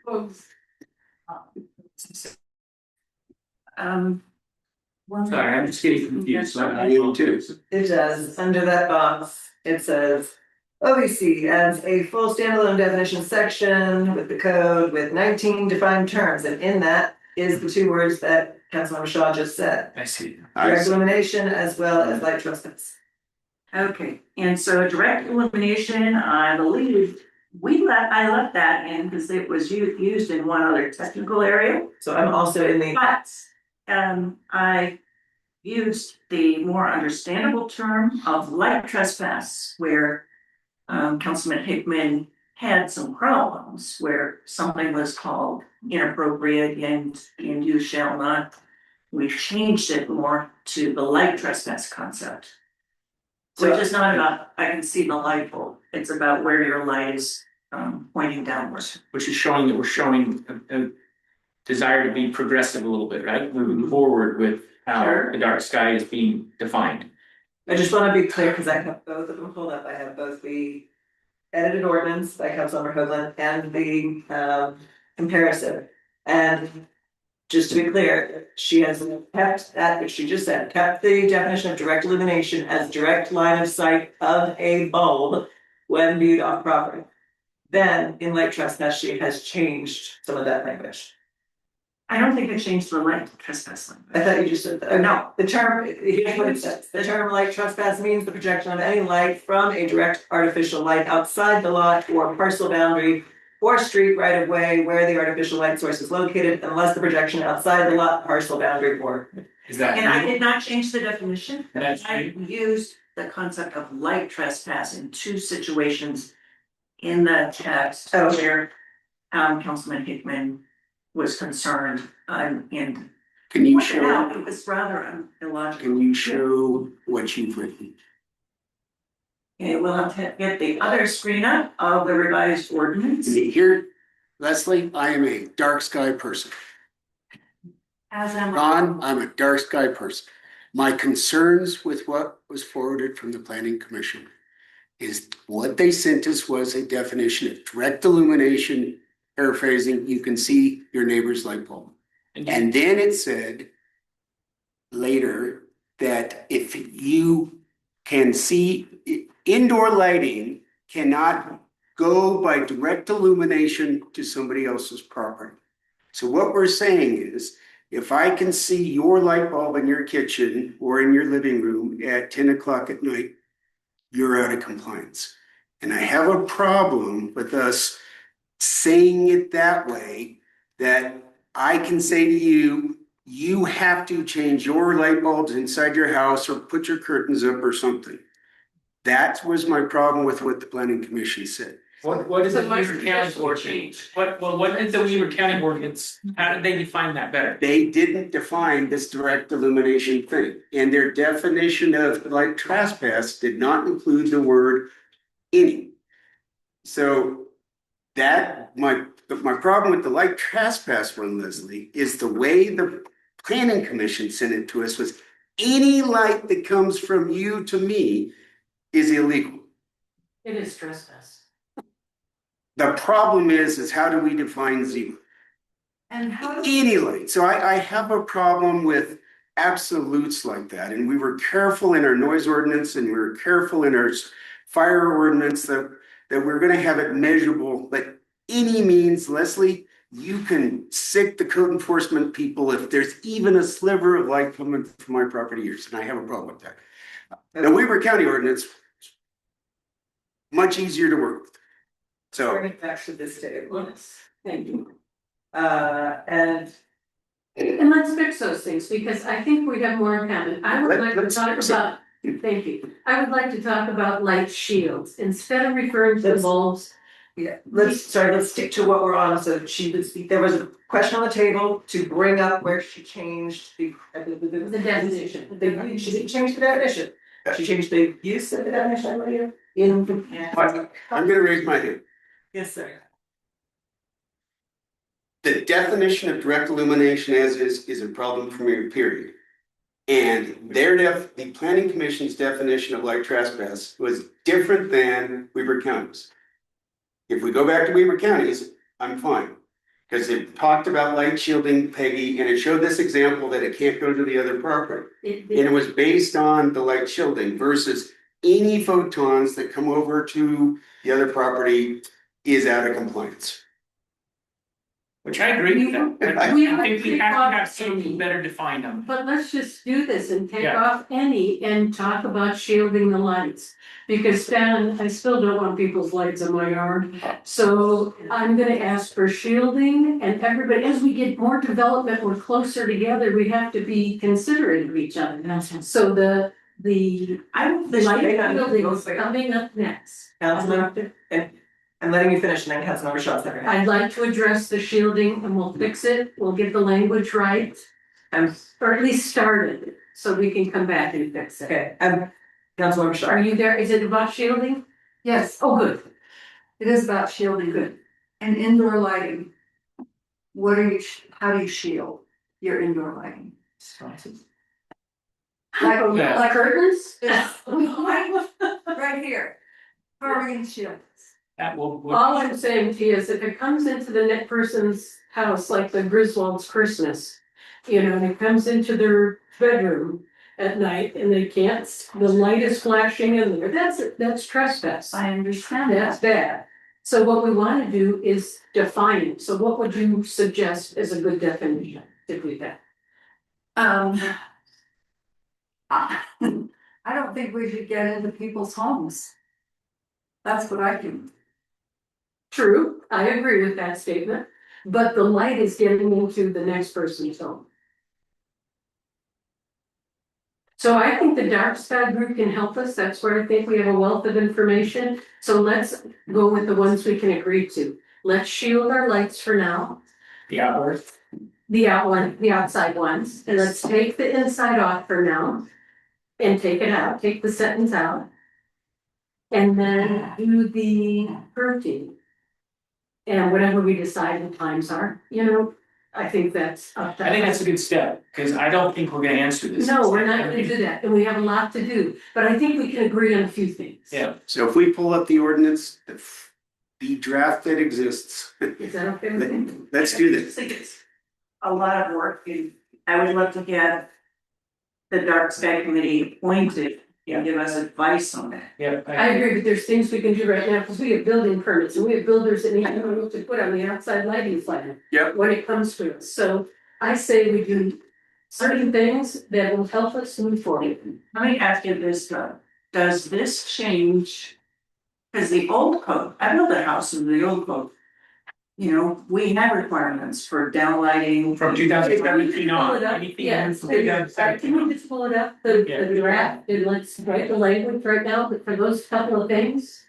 And there was like shielding. There was, it's very explicit in the Weber County. Right here in Weber County. Can we pull up the draft ordinance, please? I don't know why we want to say all the time and not make improvements, Because if it ain't broke, it doesn't need fixed. but it's broken. No, it's not. Not broken, it can be better. That man right there said it's not broken. And he's on the committee. Well, I will argue that till cows come home. Pull it Well, forward. I will counter what Don said by saying, I agree that it's possibly not broken. I think that what the dark sky has done is it's progressed into educating dark sky areas that choose to be that way to go a little bit further. But I'm also in agreement that we need to study it more. We need to be better educated I think and without making it and give confidence to the residents of saying, we are going to work on this, but just making a change right now without us knowing, I just don't think it's smart. Councilmember Hirsch. I'm a culture change veteran. I did this with a lot of stuff where you're trying to get people on board and Which for continue. to make this really successful, which I am interested in doing, having heard the advocates, is we need a thoughtful progressive analysis of what do we need here, studying best practices elsewhere, then come up with an ordinance we can be confident in, because right now I'm feeling very rushed to say, you know, this is good, and it deserves more time. And so we actually risk making a mistake by adopting something that's kind of okay, maybe better, but not taking the opportunity to make it a more community-based study and to plan a educational program based on a new and improved ordinance. I'm not confident this one is it. The Planning Commission went through scores of these ordinances and did their best. I think this deserves closer scrutiny. Because it never got enforced. Pardon me? Because it never got enforced. It's not about. Yeah, right. So it doesn't matter how it's written, it's gotta be enforced. Correct. And Kay, I totally agree with that. I think the key to that is that we recognized that we have a wealth of knowledge out there. Yeah. We can gain a lot more knowledge from it, the six of us, making a better decision going forward with it. I believe. So I'm gonna propose something radical here. So there is, within Robert's rules, we can call a question here. I've heard from a couple, not a full quorum, but I've heard from two, and it takes a motion and a second to propose an item. That people might want to be able to move forward by adopting Weber counties and then come back later to make revisions. We can call that question and see whether or not there are 3 votes for it. If not, it goes back on the table for make revisions then. Call that question and say. I say I will entertain a motion. What is the motion?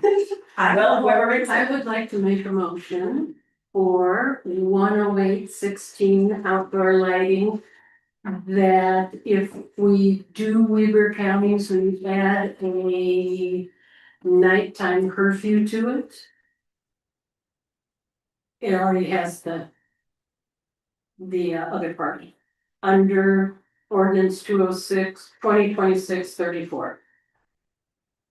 Is there a second for the motion on the table, which is to adopt Weber County's code with the addition of a curfew of what time? We didn't get to talk about it, so I'll say 10 o'clock.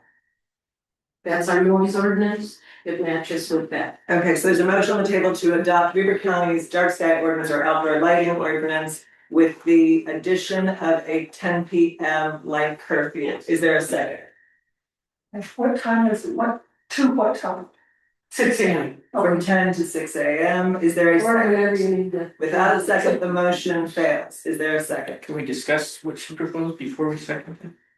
You can discuss that, but it's just, you can second for a discussion. Oh, wait. If not, then I will entertain another motion. I move that we approve Weber County's outdoor lighting ordinance. With the caveat that we change Weber County to Ogden Valley City. And that we, at our next city council meeting, establish the Ogden Valley City Dark Sky Committee.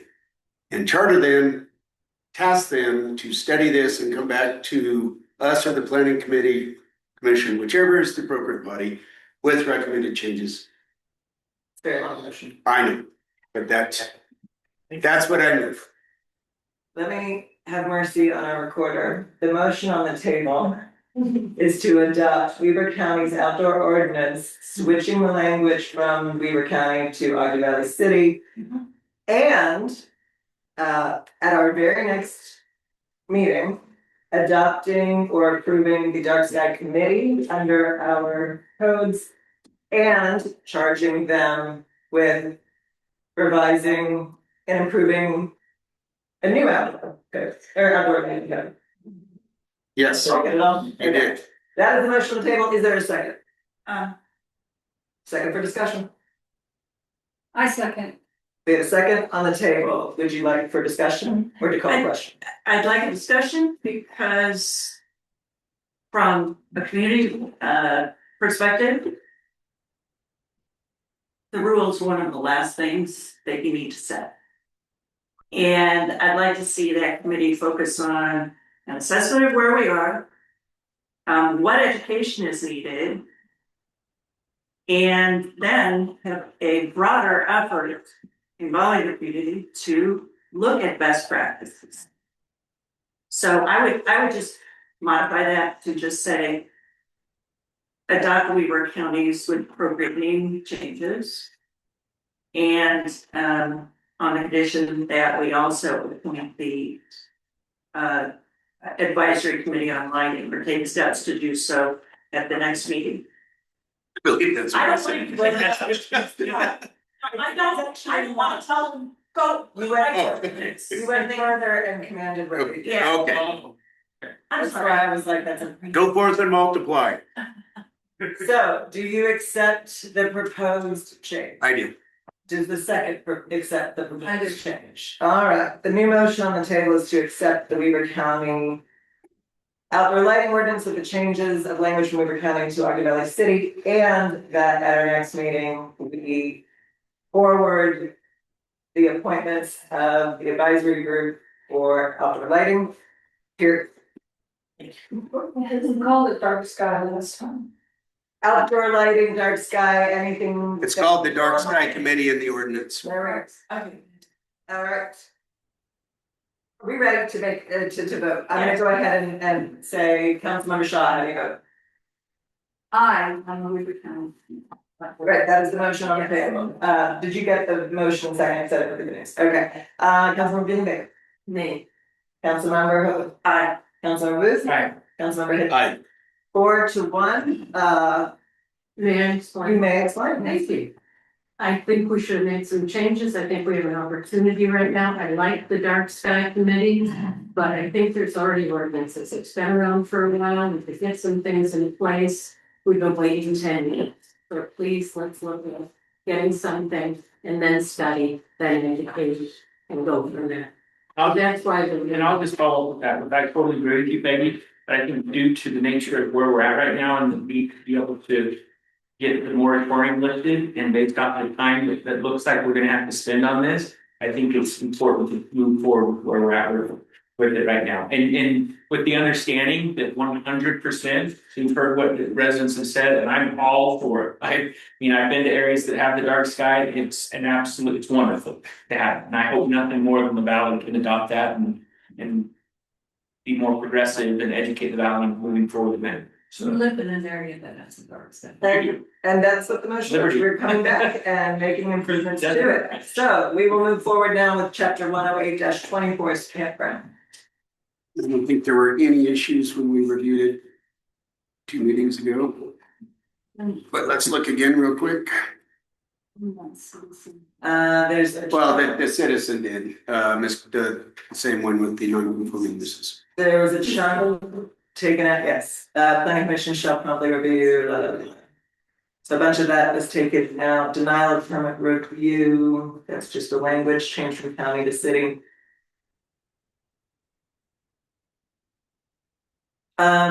This shall be processed in accordance with Title 102, Chapter 3, Board of Adjustment of this land use code. We have our Board of Adjustment in our meeting. It's a different code, yeah.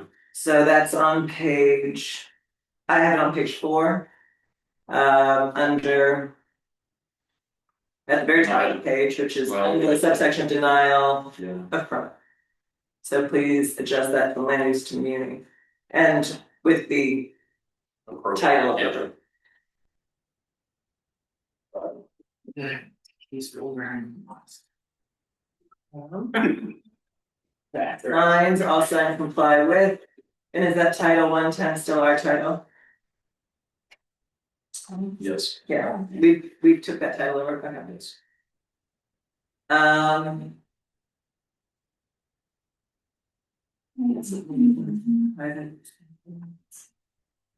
Okay, I'm not seeing any other comments. Wait, hold on at the bottom, and Alex Jones.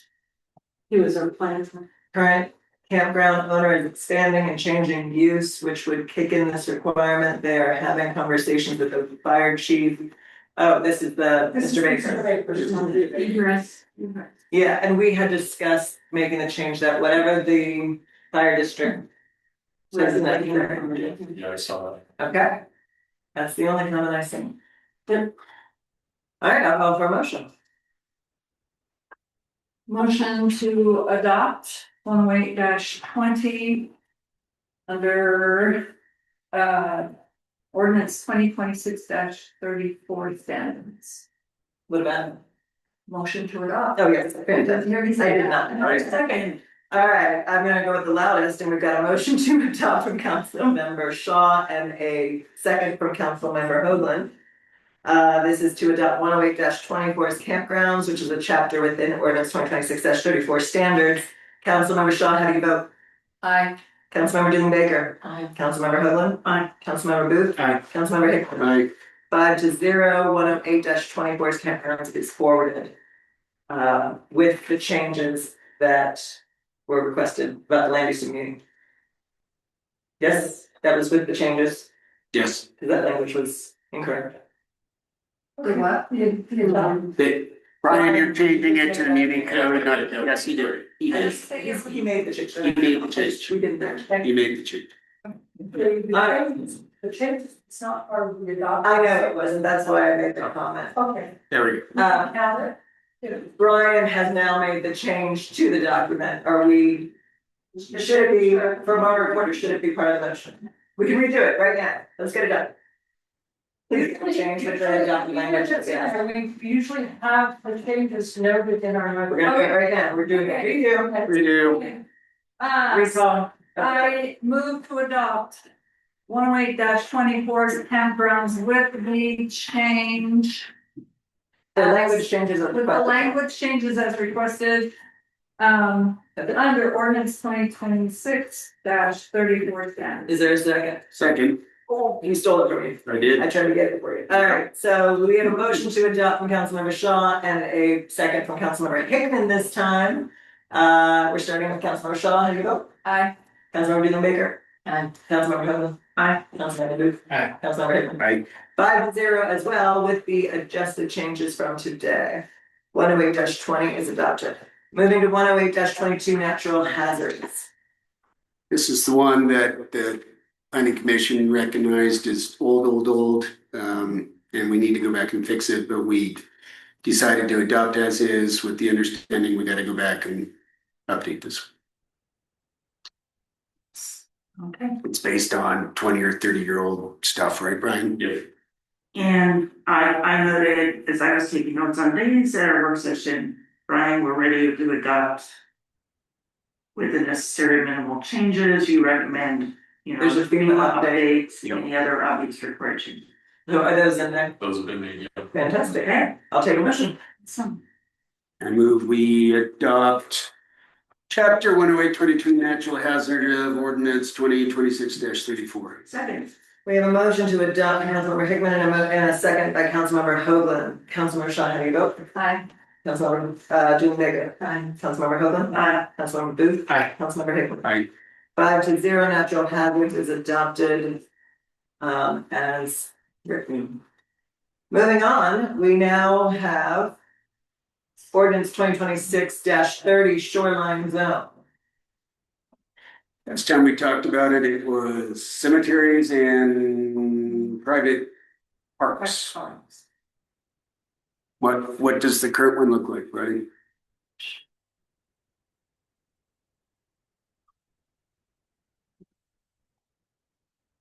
There we go. It is.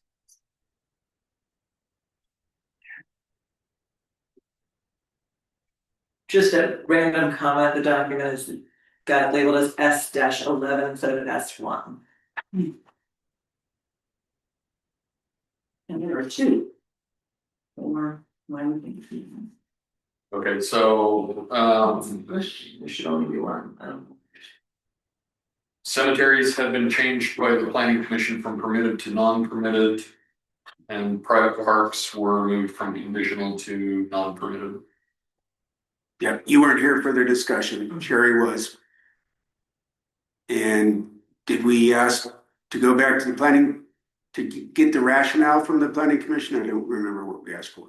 Or did we just talk about it? I honestly gosh, don't remember. I remember a discussion saying we shouldn't limit people that privately own the property to put a private park if they wish to.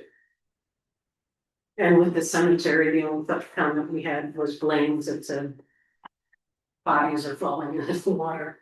It's to be indicated that the Forest Service has a buffer zone that would be sufficient. So, yes, so there's. cemetery would be. Yeah, so there's mitigating factors, as well as Councilmember Hoagland. So would that be conditional, then, just to make sure it's in the right buffering zone? Yeah.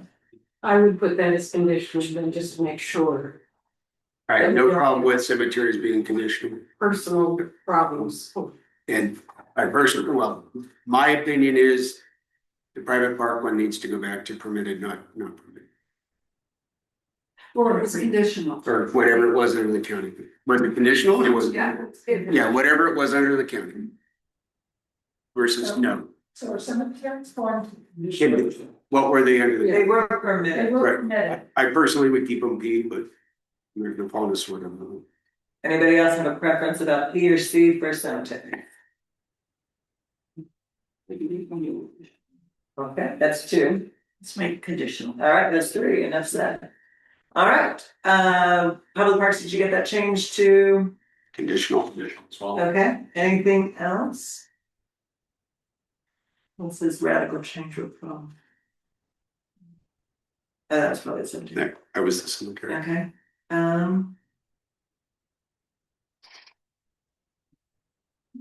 hydroelectric dam went from conditional to no. I have a question on. Why, what problem are we solving? Does this take away rights that are existing? This is under event venues, private clubs, retreat centers. That was you, Mr. I know, I can't read it now that it's not there. All right. So Page 5. I'll rehire you after I fire you. So we're looking under special regulations. Yeah, okay, why? Why'd they say no to that? Event venues, private clubs, retreat centers, why? It's my land, I should be able to do a freaking retreat if I want to. On my 10 acres.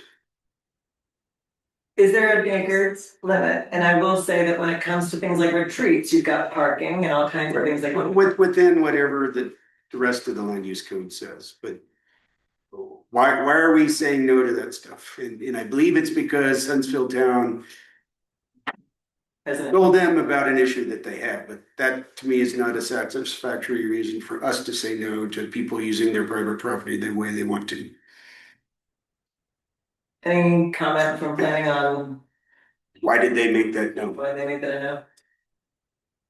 One of the commissioners included the language, there really wasn't a lot of discussion about it. Okay, so it got slipped in. Would you like to take it out, Mr. Hickman? I would suggest we take it out. Any discussion on taking that out? Are we good with that? It was not in Weaver County's version. This is an error. I'm okay with being out. I'm okay with it being fine with it being. That's 3 voting. I'm not one of them. I'm fine also. All right, there's 4, all right, moving on, there's another green agritourism activities must remain incidental and subordinate, blah, blah, blah. Animal grazing is struck.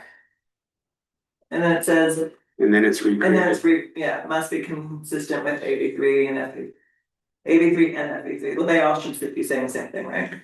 That's my point. I would suggest we just refer to 10 to 1042-4.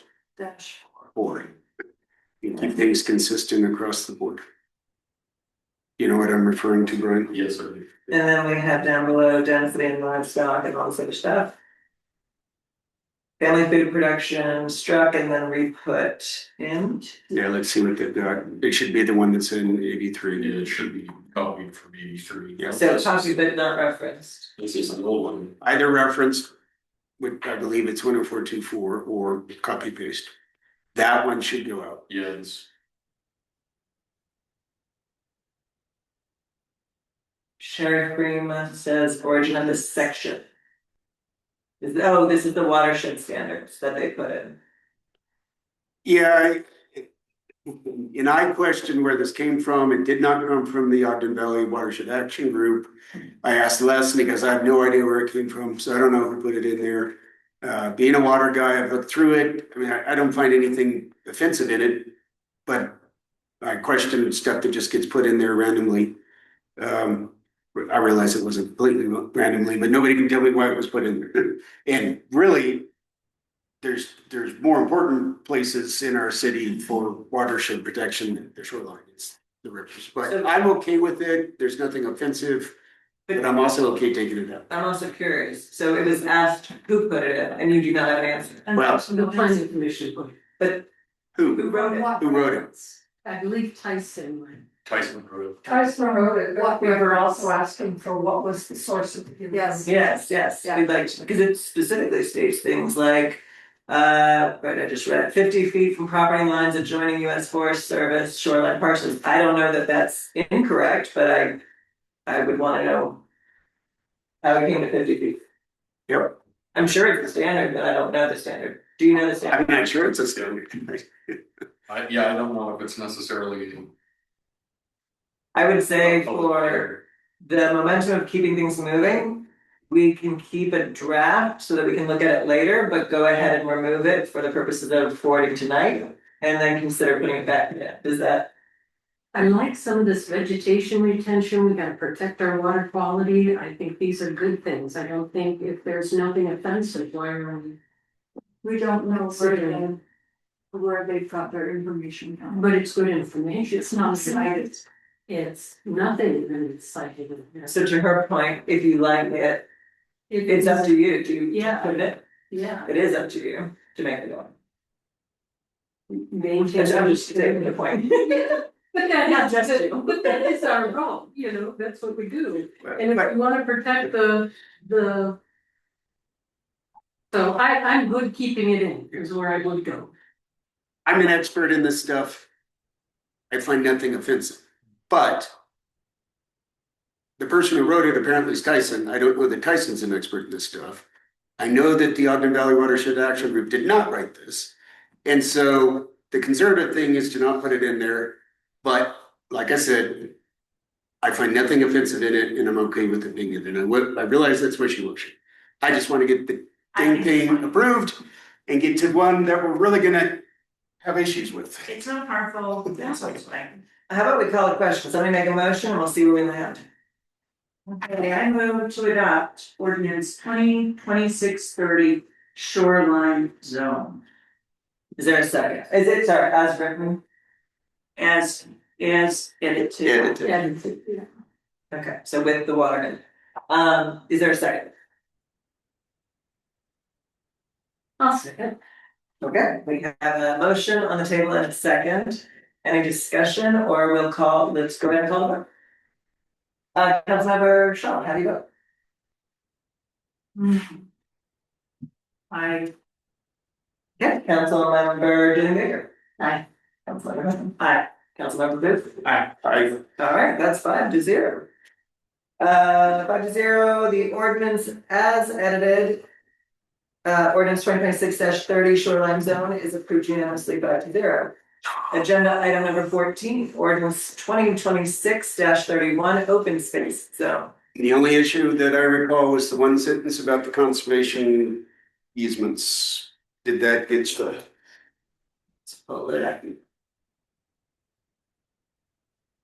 You know what we're referring to, Brian? Yeah, the requirement of the acre, open space to be. Yeah, to get struck. Conserved. and Councilmember Hudson. Brian, having talked to one of the members of our water management community, it was suggested that we add water storage reservoir as an accepted use. Can we go down to uses 104-26-3 conditional uses. or permitted uses? I think it's conditional because I would like discussion about, So we can see. yeah. Section 104-26-3 conditional uses. And I just know there are 2 copies of this in our show drive, so I'm not sure. Oh. If we're all on the same one. Oh, look at the date above, because you're on, well, what is that, May 8th? I'm on May 8th. Let me see, I'm on May 8th. I was planned through a totally different document. There we There you go. Go down. So hang on, let's make, Okay. is that what? Go down, stop. Water reservoir. Okay, do this and then go back to the offending sentence, because I think it's still there. Okay, so Councilmember Hublin's questions about section 104-26-3 conditional uses. There is additional language there, item C, water storage reservoir. And it was stated to me this morning that it's very important that nearly all zones would allow water reservoir storage. So is this the language that you recommend? This is what I actually took from the HR zone where it had been drafted. So, and then there's the question, how are we doing in the other stuff? I like the language. So in other words, we know that that is in 2 zones right now, but possibly not in the others. Well, that's a task force. That's, yes, that's right. So water storage reservoirs when developed by somebody must be enclosed, but that doesn't say they're allowed. Is the intent to allow water storage reservoirs specifically? They shall be permitted when authorized by a conditional use permit. Okay, there we go. So it works. Okay, Sure. And also, by the way, you can't build walls around them, but the language is broad enough to let them do some landscaping. Other one fine. Okay, that Is it dangerous? We have to have open water with the, They, one. yes, it is. It's now with fencing. So did you just say they will have fencing or? Well, it's highly regulated, so. we wanted that. this says must be included. Okay, cause I have no. So if everyone's okay with that language, which I'm not hearing any rejections of that, there was a comment above as well. This is the one, this land is set aside however it is now. Yes, What I recall is we agreed and Angela agreed that it would be wise to take that entire sentence out, which was an ad by the planning commission. Where are we? Land, just above. blue stripe, aside through conservation must remain. So my recollection, and Chad, you're the one who got the email from Angela, was she agreed, take that one out. And I believe we should because it boxes Yeah. potential Yeah. conservation easements. Agreed. So if we strike that entire sentence and add water storage, I'm good with this. Is the water storage for drinking, is it called? It doesn't specify. For all types of usage, Strike. and there is necessary in order to support at least a water district of some type, and to have reservoirs. that this is specific to reservoirs, not like retaining ponds or retention ponds or whatever. The language states, I'm just, Yeah. To read it again, I can't find it. It's right there too. There you go. there you go. In pink. What's the definition of water storage reservoir, Brian? It doesn't matter. And then when developed by a utility service provider, so it's not some random person building this, this is a utility service provider. Would that be like a sewer? That would be a district or a public entity. I'm ready to call for a question, I believe the questions that were all on paper have been asked and answered. I'm ready to move to approve Would this. you like to make a motion? I move we approve ordinance 2026-31, open space zone, With the edits as discussed today. second, and there's a second on the table. So we have a motion from Councilmember Hickman and a second from Councilmember Hoagland to approve ordinance 2026-31 open space zone with the edits discussed this evening, which is to include the pink and take out the conservation. Okay, so the pink is that. Sorry, that's the water storage reservoir. Because my notes are not gonna You're not gonna say the pink? Sorry, water storage reservoir language, and to take out the conservation easement language, which has already been removed, which is fantastic. Okay, that's the motion. So Councilmember Shaw, how do you vote? Aye. Councilmember Dominica. Aye. Councilmember Hoagland. Aye. Councilmember Booth. Aye. Councilmember Hickman. 5-0. Ayes have it. Ordinance 2026-31 open space zone is approved and adopted. Can you have a suggestion? Yes, ma'am. Let us skip to those zones that are necessary for the lifting of the moratorium for residential builds. I would agree. The next one's Would you number like to 17. name those zones? What would you like to skip to? Item number 17. 17, sensitive land overlay zone. That one is required for the residential. That's what Brian. Brian says yes. Okay, 17 and 19 will be next on the docket, starting with number 17, ordinance 2026-XX, because I do not believe we have received an ordinance form, but we do know the code. So this is the first time we've looked at this one, and when we get to 4 zones, it'll be the first time we've looked at those. So pulling up sensitive land overlay.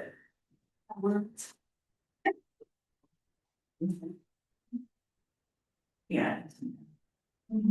We had comments tonight from John Lewis. Brian, do you have the one with all of our comments? I do. I see a summary down below and towards the bottom. No, it's in here somewhere because I commented on it. Living on amendment. Did it get moved? I did not touch it. Let me see. That's good. Brian, we're not finding it in our SharePoint anymore. Okay, so Oh, here it is. it's at the top. Under There it is. outdoor lighting, I see. where somebody added a underscore to the beginning of the name. Oh, Right. with this and with things. Sensitive land right there. 4-28. Ah, I see. There we go. Thank you. All right. You got it pulled up, Brian? For anybody in the audience? Yeah. Brian, Yes, sir. you did not provide a summary of this one to us, right? There is a summary. You did do. Okay. Can you summarize to us, we have not looked at this one as a group yet. Can you summarize the significant changes? No. This is the first time we've looked at this one. The most significant change is the inclusion of the hillside development standards chapter, which was previously 108, chapter 108-11 or 14, 108-14 under Weaver County Code. Hillside development had its own chapter. The planning commission felt like it fit in with other sensitive lands and just decided to consolidate it into one chapter here with wetlands and water bodies, water courses, things like that. So it's now its own section under or subsection in this chapter. Some changes were made regarding setbacks, for uses of, or for buildings and agricultural uses. But then there we go. The majority of the changes were related to that hillside zone. Not only did they consolidate the language from that chapter into this one, but they made considerable changes to buildable slope requirements and when and where geotechnical reports were required. It's much more restrictive than Weaver County's. They're proposing no building allowed on slopes over 30%, even with an engineering report. Well, there's a nuance to that. They're allowing nothing over 25 unless you already had an approved lot. Is that not correct? Down to where it approves the 30%? Yeah, that's correct. That well, if you have an approved lot, you're allowed over 25%. But if a newly subdivided lot, then they don't allow a buildable lot where the majority of the parcel is over 25% slope. That is a tightening of restrictions from Weaver County's code where geotechnical reports were required for slopes greater than 25%, but building was allowed up to 40% if a geotechnical report provided the appropriate mitigation strategies. Brian, when was, I don't have that in front of me, when was that written? Which one? The Weaver County one? Oh, the Weaver County one? Yeah. You have to look for the event. Yeah, I can. Because what my one worry is we may want to do the same thing and ask for, like we're doing with natural hazards, is ask for some engineers to take a look at it and let us know. The Weaver County Code was last amended in 2020, or well, many of the standards under hillside development were last amended in 2021. However, the lot size requirements for a buildable area standard, those were last updated in 2015. Yeah. Brian, did the planning commission consult with our city engineer and ask for a geotech engineer to review this? No. We had some discussions internally, myself and the city engineer, about the feasibility of these requirements. But we didn't discuss it with anybody with a geotech background. If you recall, that Corbin did tell us all, specifically me, that he replied to my legal question about this. Mm-hmm. I will send it to everybody right now. I can go ahead and state my opinion on the matter. From my experience with land use over the last 5 years. My opinion would be if someone purchases a piece of land, as long as they get the appropriate studies done, and if the agreed upon slope, which is lower than it used to be 30%, if it is now 25%, and they get their studies that say it's safe and they want to build their house on their land, I am for that. We all can see homes hanging off the cliff in California. Enough money will let you do whatever you want. What I would not be for, and it's not addressed in this, so I'm just putting it out there, and I think it might be what they were worried about, is I would not allow it to be a sending zone for TDRs. But if someone wants to buy that land and put the money in to building their own home on a slope, and they can make it safe, then okay. The only other thought I had on that is, what does our general plan say about developing the hillsides? From what I recall, it was Darby always saying, we want to take the TDRs off and put them in the valley and put them in these zones. And now we're going back to homes up there. I mean, I get it's private property if you buy it, but still, I think you're getting that's part of the TDR situation. This is about whether or not they can develop that property period, which is different than taking it off and bringing it. Well, John was talking about averaging the whole property and find buildable lots. So that's a cluster, that's under Yes. cluster. So, well, okay. I think where you're going with it is if there's there's a lot of acreage that is over that percentage. And then going back to your question, or your statement on it, as far as how do you keep that from not being able to be used for that TDR? You don't allow it in the TDR ordinance. That's what I'm saying, it's not, it doesn't have anything to do with this ordinance. Doesn't have any- I'm just saying, I would You think this is imagine, why they did this? I'm guessing that. Yeah. I have no background in that, I haven't spoken to anyone on the planning commission, but I would imagine they were trying to avoid what Yeah. had happened by doing this, and I think it's in the wrong place. What is it? Sorry. I forwarded it to everyone. The question was, what is our legal risk if we adopted this as is? And he points out that we can regulate stuff, but in pre-existing or vested lots, and I'm paraphrasing him, we would be accepting a bunch of legal risk, I'm gonna do, is what he said. I just forwarded it to everybody. based on that, and also the technicality of these changes, and they may be great. We just don't know.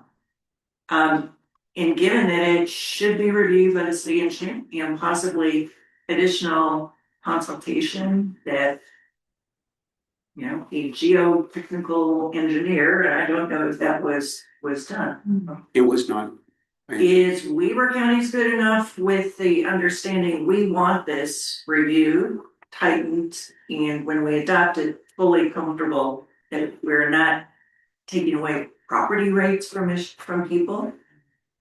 And also attending to the TDR issue that is lurking. Which is a separate issue. Right.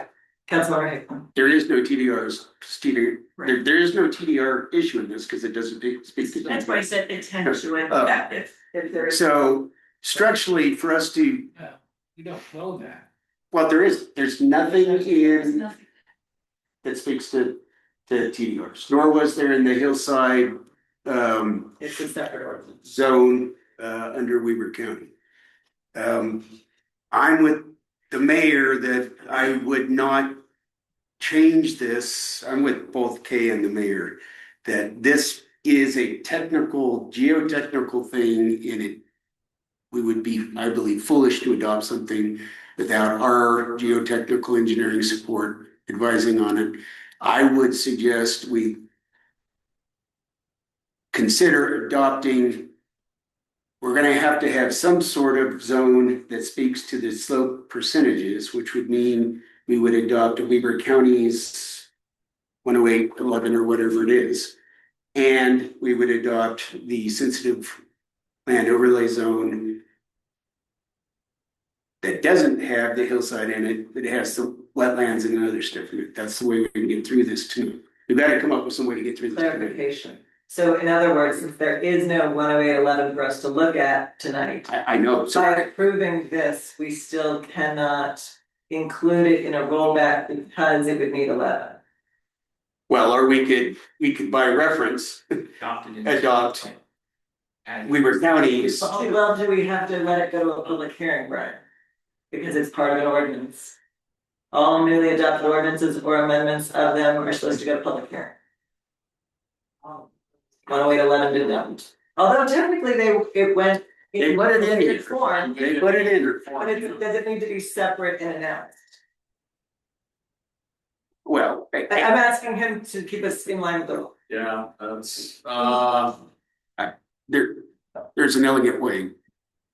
We just adopt Weber County's language into here instead of what the planning commission put in it. I think there's another option. Can't we, not put sensitive lands in the moratorium? Isn't that wetlands? It's overlands. No, it talks about needing to examine it to make sure you've got a stream going through your yard, but you're not B3. This is an overlay zone. Okay, I got that, but. it would require us to do a case by case analysis of every permit to be able to say whether or not it had sensitive lands on it or not. We're about to do F5 and 40. That's where these slopes are. Okay. Is there a motion? Well, This is the first time we've looked at this too, so the rush feels rush, I'm sorry. And that's why I move to adopt. Let me see, where's, here we go. I would move to adopt, thank you, ordinance 2026 XX. It does not yet have a number. Sensitive lands overlay zone. But incorporating instead of the proposed provisions, the prior generation from Weber County on which this was based. Can I offer friendly discussion? Or do you mean a friendly amendment? I said it deliberately, but it can be amended. Okay, we didn't talk about the wetland stuff up front, so we should before we, my personal opinion, before we vote to adopt this.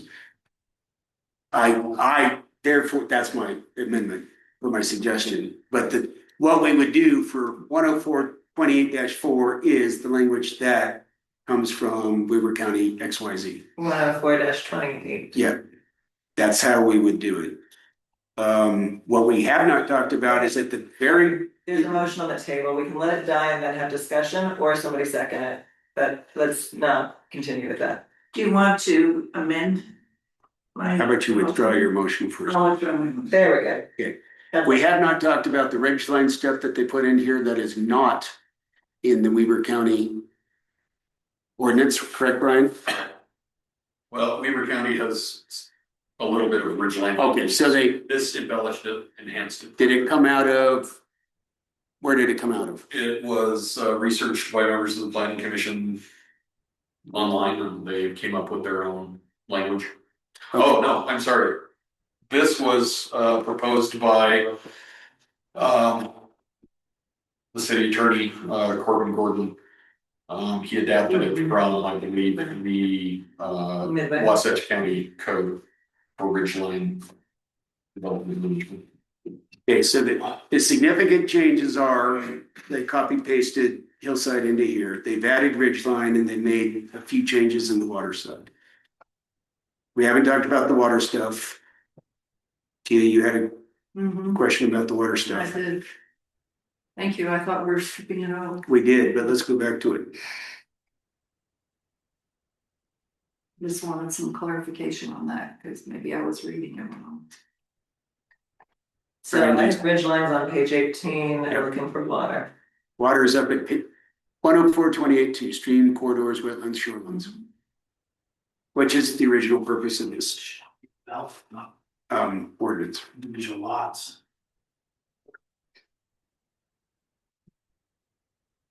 Brian, can you answer Tia's question? Yes, Tia's question, I believe. No building or permanent non-agricultural structure. Yeah, I believe that your question is, Could a barn be built I believe the answer to that is yes, that Would- an agricultural building would be exempt from from, a river or street? yes. Well, to me, it isn't necessary because if there's a setback, they can't do it anyways. But So did I hear that it exempts agriculture? It, I mean, not explicitly, but it says no water lots, it's a non-agricultural structure. Or well, it infers that an agricultural structure could be built within an otherwise required setback for water course or waterway, river, stream. Well, I don't know what the nature of your question was. Does that answer you the better? Well, I just, from my mind, then, in my mind, and maybe I was wrong, a barn could be right next to a river. Yes. The way this reads, I think it can. A barn, a stable, any agricultural accessory building. Could be built within an otherwise required setback. The way this reads. Per stream. And personally, we go back to what Weber County wrote. Because it said you can't. No structure shall be. I go back to that, it wasn't broken, why fix it? Agreed. Well, yeah. Go back to what Weber County had, is what. trying to fix? Tyson is all about exemptions for agricultural operations. He wants to limit limit or remove any restrictions on agricultural operations. And so, you know, if the agricultural operator felt that it was appropriate and safe to build a building within the setback, he wanted to give them that. And I will say, just to kind of defend Tyson, it's not just Tyson. We heard it from the agricultural roundtable that a large group of farmers, their number one request was take out all the regulations, make it easier to farm. That was a group request. Whether or not that isn't a danger to riparian areas needs to be looked at by city council, but that was not just a Tyson thing, it was an agricultural group thing. So, however, I think there's things that she looked at in terms of. I think we need to, water quality. Yeah. Trumps a barn within a setback. Degradation say, yeah. Riverbeds. Exactly, let's go back to the original language. That's two. Anybody else? I would say, Yes. are you coming? There were two voting members who say go back to the original language. I'm trying to get it moved forward, so that if she says yes, that's a third. You got a third, but I would do it with the rest of the green in that paragraph. Let's look at that. Normal agriculture, including lawful irrigation, blah, blah, blah, crossings for agricultural use shall be permitted provided that they do not material alter stream flow or habitat. I'm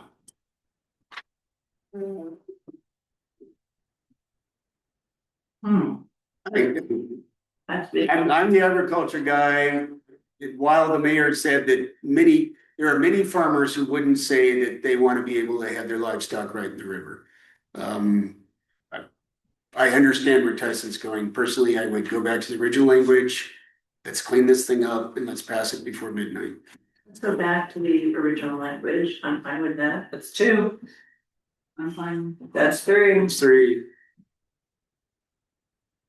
Okay, any other adjustments to the language needed? That's the water side. And then what they changed there. Well, they restated that's a happy to glad the importance of wildlife habitat preservation. That's mom and apple pie. We love it. Yeah, it's fine. Okay, this is where if we were to simply adopt the language of 104.28 in toto, change county to city, then at least we're consistent with what the county did versus adopt their proposed change. Because they modified the language of the county's ordinance. There is what they wanted. So if we were to just, instead of this, go copy paste the county's ordinance in, then at least we're consistent with what you could do under the county. Only if we look at this again. I agree. Yes. We've got to put our geotech side on this and say, tell us what to do. Okay. Right, but he's trying to get it supported. I agree with you, Peggy. How'd you make the motion? Yeah, I'll take a motion. Well, hang on, let's go down to what Corbin added. Corbin added this ridgeline stuff. Have you guys read the ridgeline stuff? Ridgelines are not defined. Well, they're not defined, and so what is a ridgeline? Because they're not defined anywhere, but let's go down to it. Because this is a not insignificant add to, Tell me what number you're in. we're at the very bottom of the document. If we're already saying we can come back because we all think we should, then anything that's not de minimis, I would just strike. I don't disagree with you. Let's see what my lawyers say too. Save the breath. That's what I'm saying. Save a copy. I'm perfectly okay with that. Let's do it. I'm with that. That's two. So. But what's wrong with this ridgeline? We don't know what's right about it or wrong about it. If we're having our engineer go back, if this is a high priority, revisit it. We can validate it. So he's not an engineer. Yeah. But he is a city attorney, and I think it has some value. He's not an engineer. And that's okay, you're allowed to vote no. So, I mean, but so I've heard two voting members and make a request. If there's a third, we can move forward with a motion and likelihood of passage. We're going to There's a comment that the ridgeline language that Corbin put in, is significant, which is to say not de minimis. And, if we're already going back because people agree that we should go back with a geotech expert and things else, since this is a significant change, the idea is to remove it and bring it back with the geotech, expert. Did you just take? I got short floor. We got. Okay. Calling for a motion. I move that we approve Oh, sorry. ordinance, where are we? 26-XX sensitive lands overlay zone with the changes made by Brian to the water section, removing the language the planning committee had put in, and completely swapping out their, There being who? go to the top so I can read it, please. Right, keep going, keep going, keep going. Sorry, Sharon. Swapping out section 104-28-4 hillside development language the planning committee put in with the language from the Weber County ordinance in toto with the changing of county to city. Also at the hillside here, the. And remove the section on Ridgeline. Did you get all that, Sharon? What? We are going, well, the change that Brian made, which is go back to the original Weber County language.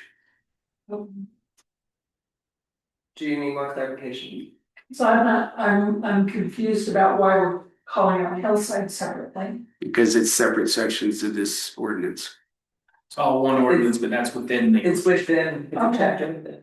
I understand. Sorry about that. Water is section 104-28-2. And then the hillsides are 104-28-3 or 4, excuse me. -4. Okay. You got that? So what's important thing too is Brian, you got. Ed. You have to go with If that? it's all right, I'm not gonna beat a whole. I'll second it. All right, we've got a motion to adopt from Councilmember Hickman and a motion, a second by Councilmember Booth, and our reporter has reported the motion. I'm not gonna try that. Councilmember Shaw. Aye. Councilmember Dylan Baker. Nay. Councilmember Hogan. Aye. Councilmember Booth. Aye. Councilmember Hickman. Aye. All right, 4-1 passage under that language for ordinance 2026-XX sensitive lands overlay zone. I will go ahead and ask if Councilmember Dylan Baker wishes to explain her vote. I believe you already have, but. Yes. Okay, perfect. Moving on. We went, Next would we be, did ordinance 2026-XX forest zone there we go. F5 and F40. Okay. The one we're jumping to next. Is that included in both of them in Residential. zones? Yes, that's forest zones. Forest F5 and zones, F40. Like I don't see the F5 and F40. It's forest zones in the SharePoint. Yes. Okay, you got that one open there, Brian? 104-2 Go up to the top. was the Weber County. Okay, so this is, well, manufacturers. We still gotta do that, but this is the last of the residential zones. From a pure land perspective, these are huge. They exist in my district. In yours a bit, Chad. I think Tia, you've got a bit, yeah, They're spread out. but the vast majority of them are in my district. I like the Hickman test. They went to us, yeah, well, it ain't broke. Confused. They thought they were looking all over Google trying to figure out what the heck. Well, I defined it, okay, so. Yeah. There. I defined it every time. Okay, why, so. Brian. That second comment from me is why didn't we just not reference 104-2-4 on all things agriculture? Or did we? And I missed it.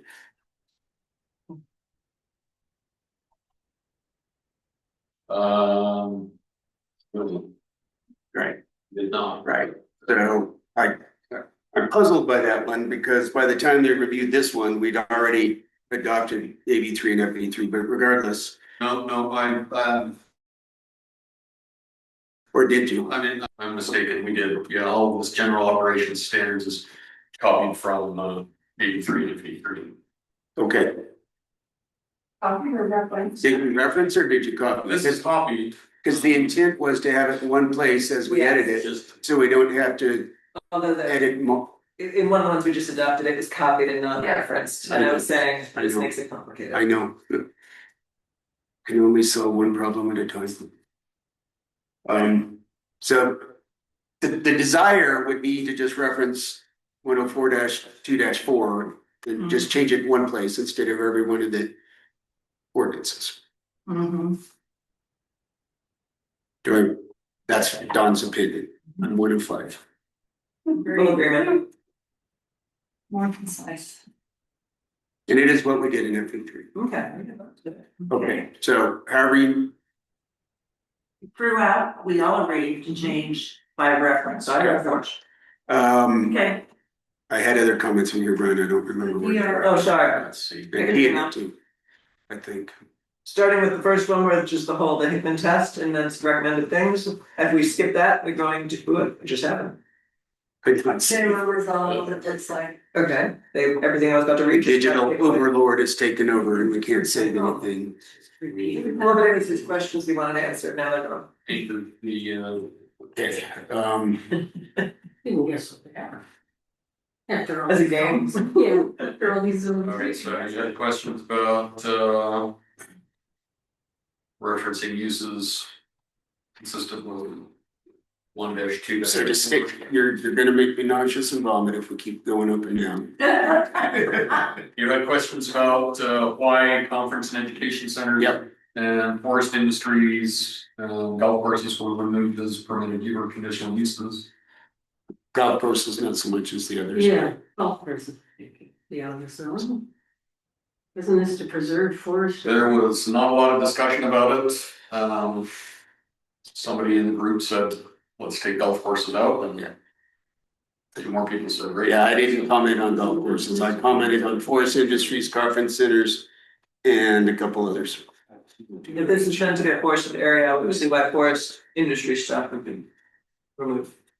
No, that should stay at the golf course. So forest industry ought to be conditional. Conference Education Center was conditional. I believe it should still be conditional. Nobody, planning commission didn't tell us why they took it out. Golf courses, fine. Mrs. Brown. Skiing or trap shooting was one brought up by a resident. Yeah, and this, but this, go up, is this commercial activities, Brian? Yeah. It is commercial, and the resident. Oh, right, all right. Right, I agree with you, but this is commercial activity. Well, but look, my comment there is, why did they remove that sentence? I'm not sure, I'm thinking that was an error. Yeah. Okay, so if it is commercial uses, it should stay in there and then constrain them as below. And we're not allowing commercial skeet and trap. Yeah. You're not allowing that? Well, they weren't allowed under Weaver County, if I recall. As a commercial activity. As a commercial activity. Personal use. Personal use. Personal question. Yes, many of us like doing that. We intend to keep doing it, Okay, but let's go down. so sorry, you're not deleting that line, Which line? the D commercial uses. I believe. He's adding it back in. It was a mistake. I got it. Right. Okay, keep going down. Stop. What was this? Recreational ranch. Definition? Conditional one too. Let's see more under Hickman test. Definition of a recreational lodge.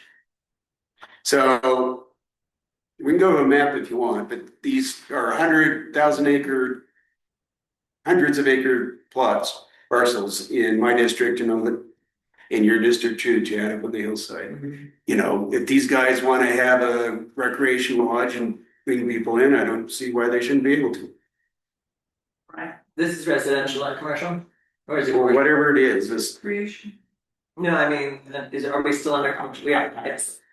That's a good question. It is copy pasted Yeah, no, from Weaver it County. says residential use. I know, but it's copy pasted from Weaver County. Oh. That's the definition the city has adopted as well. It's conditional, it was conditional, now it's no, we can put it back to conditional. My opinion is it ought to be conditional. So that's. Mine too. That's two. Okay, One more? We're doing the F5 and the F40? yep. That's the two in our valley. Yeah, Is there one more? I agree. That's three for conditional. Okay, keep going down, Brian, or fix it and go down. Thank you. No transfer of artificial lighting or dust to adjacent properties, no noise crossing. What? What? I missed that. What is that? That seems in. Their concerns were a private recreation area that could include motorized vehicle use. So why don't we just say no motor vehicle use rather than no dust can travel, no noise can travel? I mean, They didn't want to outright prohibit it, but they wanted to make. now it seems like kids playing at a playground can't giggle too loud. But what is that also eliminating, like someone who has a motocross track out in their. Yeah, they don't wanna hear that. The noise is a problem when it's not in 5 and 40 acres, but in 5 and 40 acres, would you I would want agree with that. That'd be nice. Well, there's a difference between what I want and what people should be able to do with their private property. Yeah. And we have, That's what they said, Don. we have a noise ordinance, so we don't need to define noise in a land use ordinance. We have a dust ordinance in Title V, so we don't need to recreate that here. And this is exactly the same words that not what they added, but we saw over in Shoreline. Private parks, et cetera, et cetera. So why do it any different in F540 than we did in Shoreline? And in Shoreline, there were no conditions. Yeah, that's true. It currently is. It's shown from. Yes. Right, but they put those conditions on it. Oh, I The see, so conditions. strike out, sorry, those special provisions, please. Right. Just I know, we need to be clear so we can move forward. Sorry. Strike those out. strike all that out under the special provisions. But I guess my point was they weren't gonna say you can't do something as a use, but they were putting conditions on it, so it doesn't impact their neighbors. But I think what Don was saying is it's already addressed in our the meeting. noise and. Except for the light. No, we have an outdoor lighting ordinance. We've passed one. Okay. So delete everything in that In the box. box you're in, please, Right Brian. call. These are very hard formats to work with. I hate words. This got copied from Word to Google Doc, then back to Word, Yeah. so it blew up all over the little boxes here. Hydroelectric dam must be enclosed by shielding from view and blend.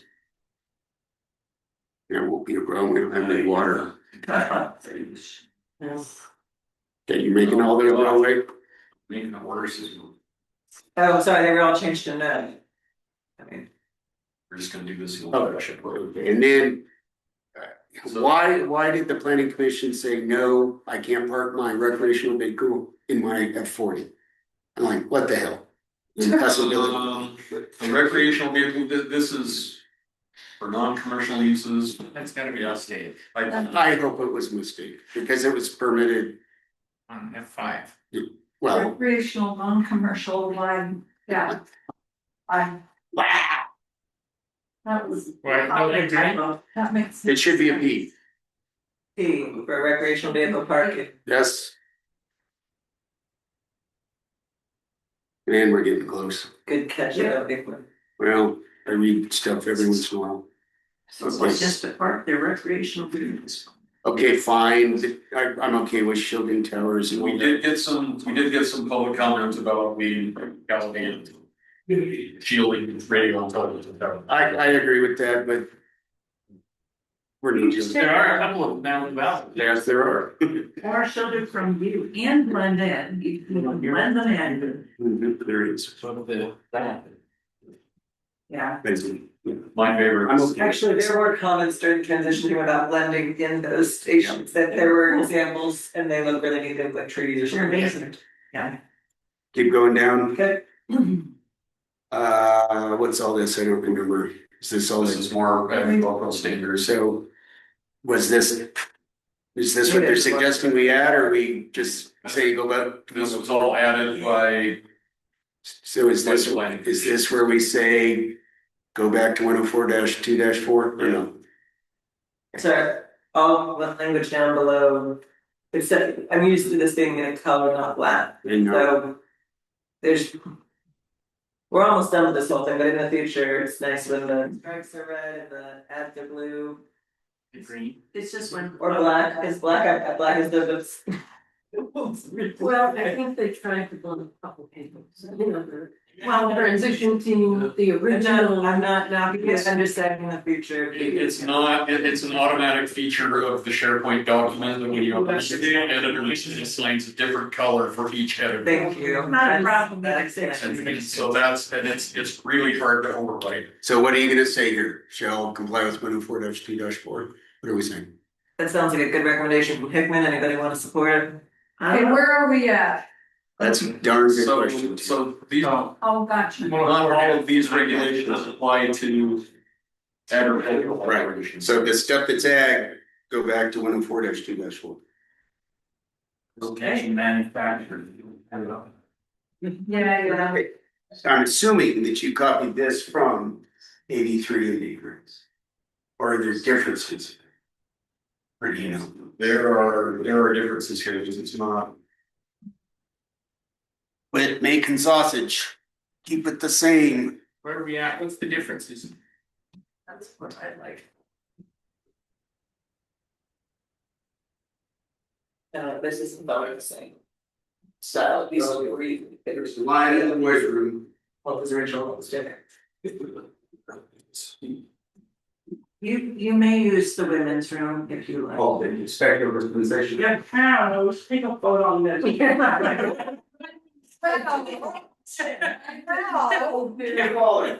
would like to say not only do. I was gonna say, I believe that about it.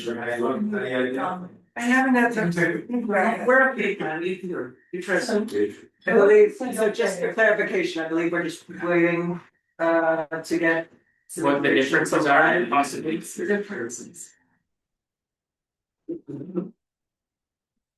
Okay, so the bulk of this is. No, this was all copied over from the agricultural zone, so we will say all permitted in standards. Agricultural uses. In accordance. Within the forest zone. But Compliance. With section 104 dash. Come on, you get to pick up. 2-4 is it? So just. Everyone keeps chugging money. I must have. I used to talk to her master. Mhm. She's defending you because we're keeping you outside. Thank you guys, by the way, our volunteer staff. Who Yes, spend countless hours away from their homes and families. Fighting their tongues. Saying, come on, people. Okay. Gotta get mine. Did we get that language? Yeah. Ryan, sit down. Are we closer what? We might be midnight. For our audience while we're waiting here, I just wanted, for anyone who didn't listen to our scintillating discussion yesterday, it was discussed that, there was the possibility, since there were a couple of zones that we hadn't looked at yet as a group, that there was a possibility we wouldn't get through everything in a timely manner, and because of that, we already stipulated internally that we would call for a special city council meeting before the end of this week. We had not selected the date, either Thursday or Friday were the two options available, internally for us to discuss who's available when. So anything that, the point of this special council meeting was so that we could absolutely roll back residential for you all this week. If we couldn't make it happen tonight, we wanted to absolutely make sure it happened before the weekend. So just updating you, that was a discussion yesterday in the work session, we've been circulating. So again, while we're waiting for Brian, I've heard from staff, and I've heard from 2 council members. I haven't heard from everybody. Friday's the only day I can. I'm Good Friday. Only early morning Friday, so I can head out and. 6:30 in the morning, Peggy. No, not that. That's. I'm up like. Okay. We're up for 2 hours at 6:30. Not Not then. But you could do the morning. You could do the morning, and as long as it's not dawn morning, As long as it's not dawn morning. that's, so we could, so that's another for Friday. You're available Friday, but not Thursday, and you said for Friday. both. How are you on Friday night? Friday's better than Thursday. Excellent. Can I ask a question?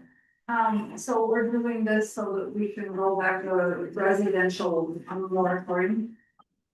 It looks like we might be able to win. I think we're gonna keep rolling. Oh, Let's get this game. There you go. Okay, just so people are aware, yes, it looks like we'll be able to do the rollback of residential tonight with some caveats, because there's some things that are not being adopted tonight. However, there are additional zones that are in our lap I see that. that in a special city council meeting, we can adopt those as well. What's our Monday meeting for? Monday there is no Monday meeting, but I will be calling for a special work session on that Friday of the 29th so that we can discuss the budget. And at this point, make a motion. Are we done with this one? He was still working. We were discussing. Ryan, are we done with this one? It choked up on me there, and so Yeah. I'm having to go back and make a couple of changes, but I will provide or change those special regulations to reference 104-2-4 as at least as they apply to agricultural uses.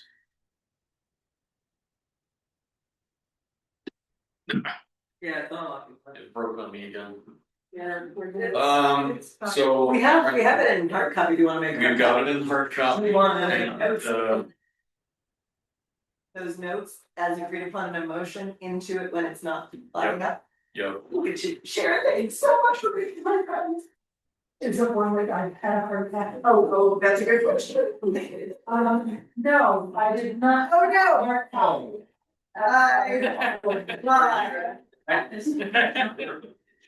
Yeah. So close. You have any? Let me see. Under the dark. That would. I can download one to my desktop Yes. and just Perfect. make those changes there. Be unstoppable, And then man. fix that later tonight, so. Okay, do we have this, and you're recording this, so we have verbal notes in case there's any questions, so when we adopt with its changes. I have the transcript. You got a transcript and you have your notes. Okay, were there any other edits besides the ag stuff that he's trying desperately to change? What I added at the very end of this is the same grandfather clause that we added into FV3 and AV3 to protect the agricultural operations. What we have in these zones are the large ranching, grazing operations. In Chad zone and in mine zone and in Tia. So to be consistent with what we did with AV3 and FV3, I propose that we put in that grandfather clause, we would do those 2 zones. Can I go back to page 1, because Don, you asked about DRR, I just pointed out it doesn't exist anymore. Doesn't exist. and you asked about parcels greater than 1,000 acres. Ooh, we'd have to pull it up, I don't remember. That was in reference to your. We did have some other changes. We had, forced industries, that was removed, we want conditional. We had comprehensive educational centers as conditional. We had, recreation lodges from no to conditional. We were taking out noise and dust. We want our recreational vehicles as permitted.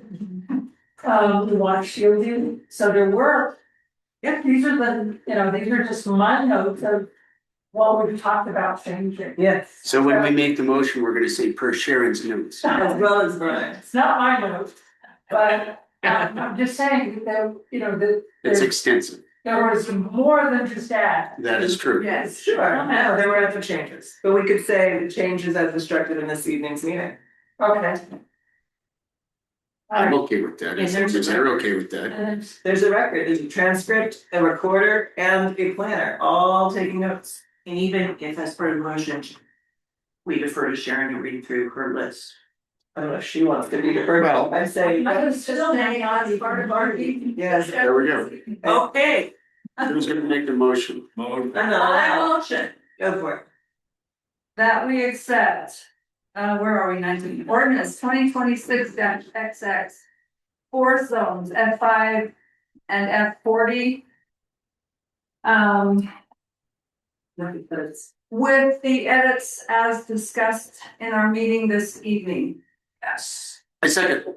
We have a motion to accept, which I believe means adopt, F5 and F40, ordinance 2026-XX. The motion is from Councilmember Shaw, the second is from Councilmember Hickman, and it's with the changes made this evening. Going in order of ascension, Councilmember Shaw. Aye. Councilmember Dugan. Councilmember Hill. Aye. Councilmember Booth. Aye. Councilmember Hickman. Aye. 5-0, F5, F40 are passed before adoption with tonight's changes. There is one more residential. I believe we could actually write it out of tonight's. Lift it and put it back in at the end of the week. This is the residential manufactured housing zone. Yes. Have you guys read it? It is 9:25 and our staff, I have mercy for them because I don't want them to leave us. Oh, leave it to next You time. don't have to. So that's, so I would recommend we table that and. Let's get to by the end of the lifting week, the just like- damn moratorium. Just like manufactured zone and the commercial zones. Yes, everybody's agreement? Yes. Yep. All right, we will discuss that at our next meeting this week. Moving to agenda item 21. Oh, yeah, and that goes with subdivisions as well. All right. Agenda item 21, ordinance 2026-42. We do need to look at this line by line because we will need to make adjustments to it. Okay, this is the big an reveal. Actual ordinance rolling back moratorium. We don't want to mess it up. Let me text Corbin and see if he's still there. 5:31 today, right? Yep. That was the last one he sent. Yes. A text to him. The big reveal, here it is. From our friend God. He sent another one at 5:30, right before this meeting.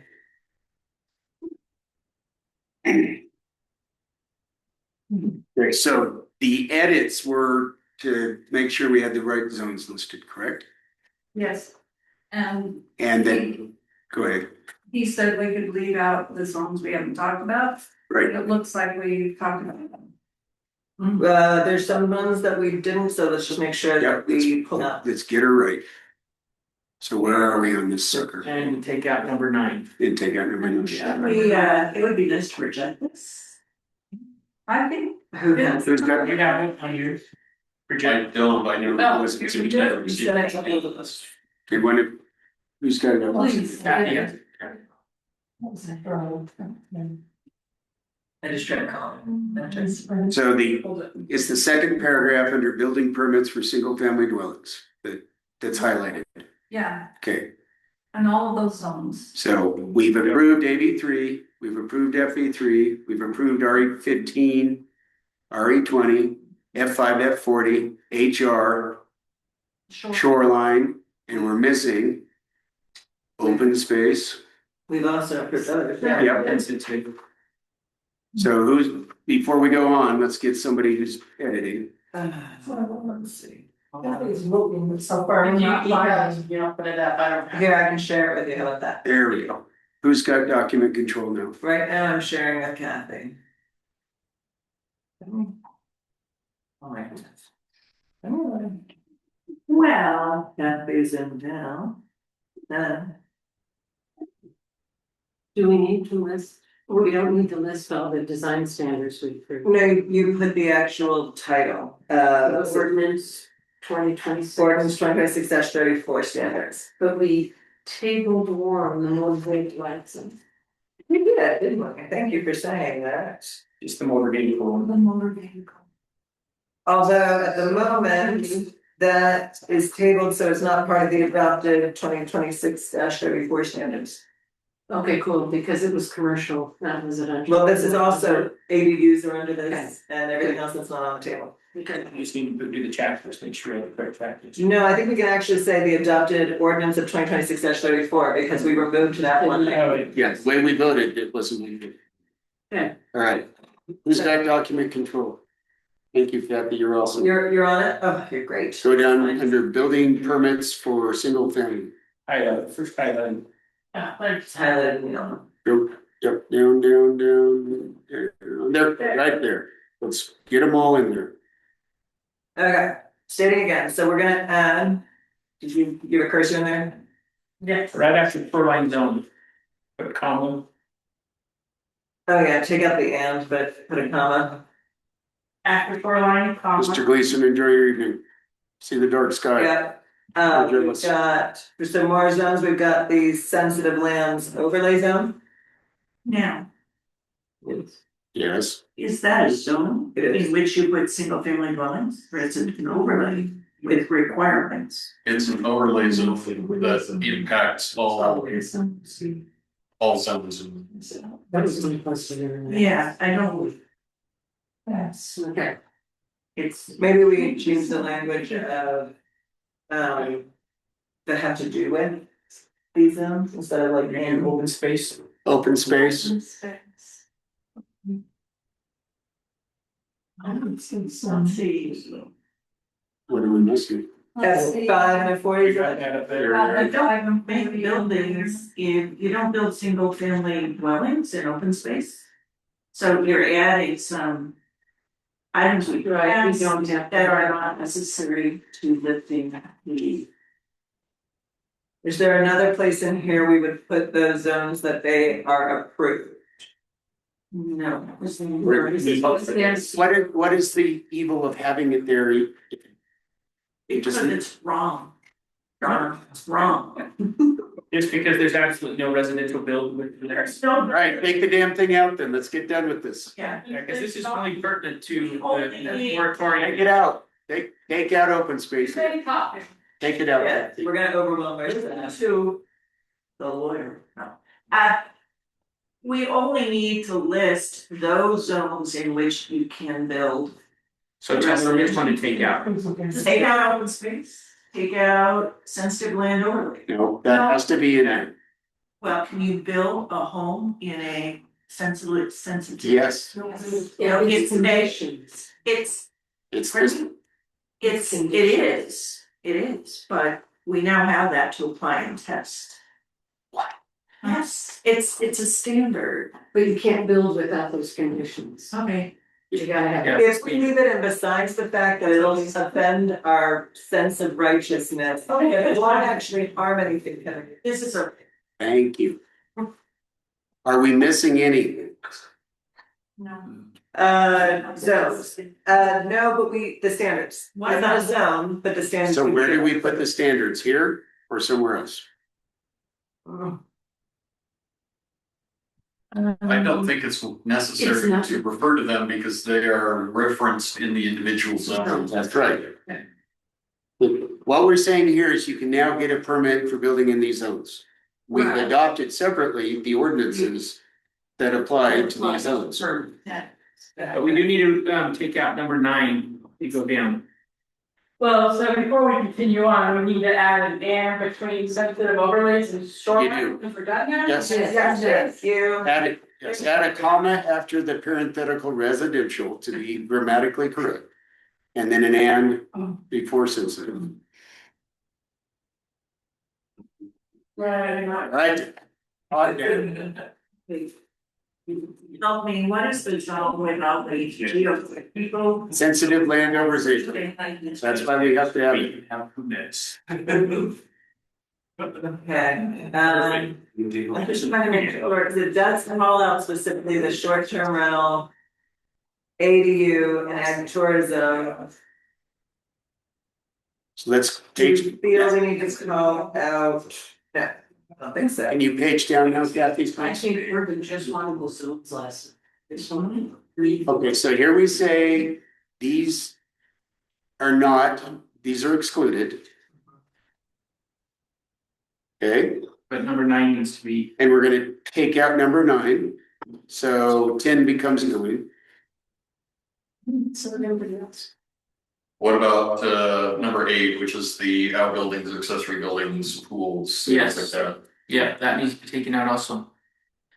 No, accessory dwelling, Well, barns, sheds need to be taken out, detached structures need to be taken We're out. allowing them to be permitted. that's right, Yeah. that's As just, a midnight Accessory tonight. buildings, Yeah. not dwelling. not dwellings, gotcha. Yeah, accessory buildings that don't meet, does not meet. Right, is that? Right, accessory buildings, a shed. Yeah, yeah. So that needs to be taken out. Yeah, that can be taken out. So number 8. Oh, it says it Yes. is otherwise allowed. Wait, read that again. Yeah, The ordinance 2026-07 has been interpreted to mean that no accessory buildings, outbuildings, or other structures are permitted. We've not been accepting applications for those. By taking this out, we're allowing applications. yes. What does unless otherwise allowed? Under applicable city. I'm not sure because I think it's a. there is no ordinance right now that allows them. The attorney is now on it. Requirement to be in that. I don't think so. And Mr. Gordon. Hi. My truck came back over so I can jump on so I can then put that laws at St. Francis. Perfect. We are absolutely going through your lifting ordinance. We have added in the zones that were adopted that have to do with residential in the first highlight, and we are currently at the second highlight where we deleted number 9 as discussed, and we are discussing deleting number 8 as well. If you want to weigh in, it says that unless we delete number 8, it says applications for new outbuildings, accessory buildings, barns, sheds, or similar detached structures would not be rolled back. No, it would be. No, would not. Up above, it says, this does not lift, waiver, modify, or otherwise affect the moratorium as it applies to any other application, petition, approval, including, but not limited to, everything below. So number 8, if we don't remove it, So did we it's make a saying, mistake? cannot do a pull. Did we make a mistake taking out 9 then, based off of that? I don't know. Should we put it back in for a second and reread it? Yeah, because I think we might have read that wrong. Because everything we're listing here is acceptable. Right? No, I think, I responded to removing it, 'cause All right, I'm tired, I'm afraid so. Yeah, we are. I'm okay with removing 9. I'm also okay with removing I just wanna make sure, 8, that, but all I care about is that if we need to make sure that barns, sheds, accessory buildings are all able to move forward. and you'd have to delete 8. Yes, then we need to delete 8. So that's 2. Anybody else? 3. 3, so delete 9 and 4. 8, please. If we delete 9 and 8, how are we looking? Why Darn is good. 7 highlighted? Because we wanted specifically to call those out. We will unhighlight in the final approved copy, but it is for us to make sure we do them. Because we have not adopted those ordinances yet. We have STRs, ADUs, and we have not adopted it. I've heard from one voting member that it looks good now. 2. That's 2. 3, I will call for a motion. Sharon asked us to add an or, just so you know, I can get it. It's a beautiful or. Okay, it's wonderful. Okay, I'm calling for a motion. I'll make a motion to approve ordinance 2026-42 As amended.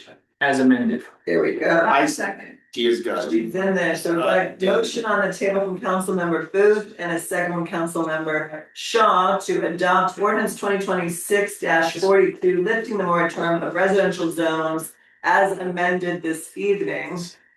Calling for a vote in ascending order of district. Councilmember Shaw. Aye. Councilmember Dugan. Aye. Councilmember Hoagland. Aye. Councilmember Booth. Aye. Councilmember Hickman. Hell yes, aye. Yeah. It's a 5-0 pass. It is May 19th and residential buildings will now be permitted. Now.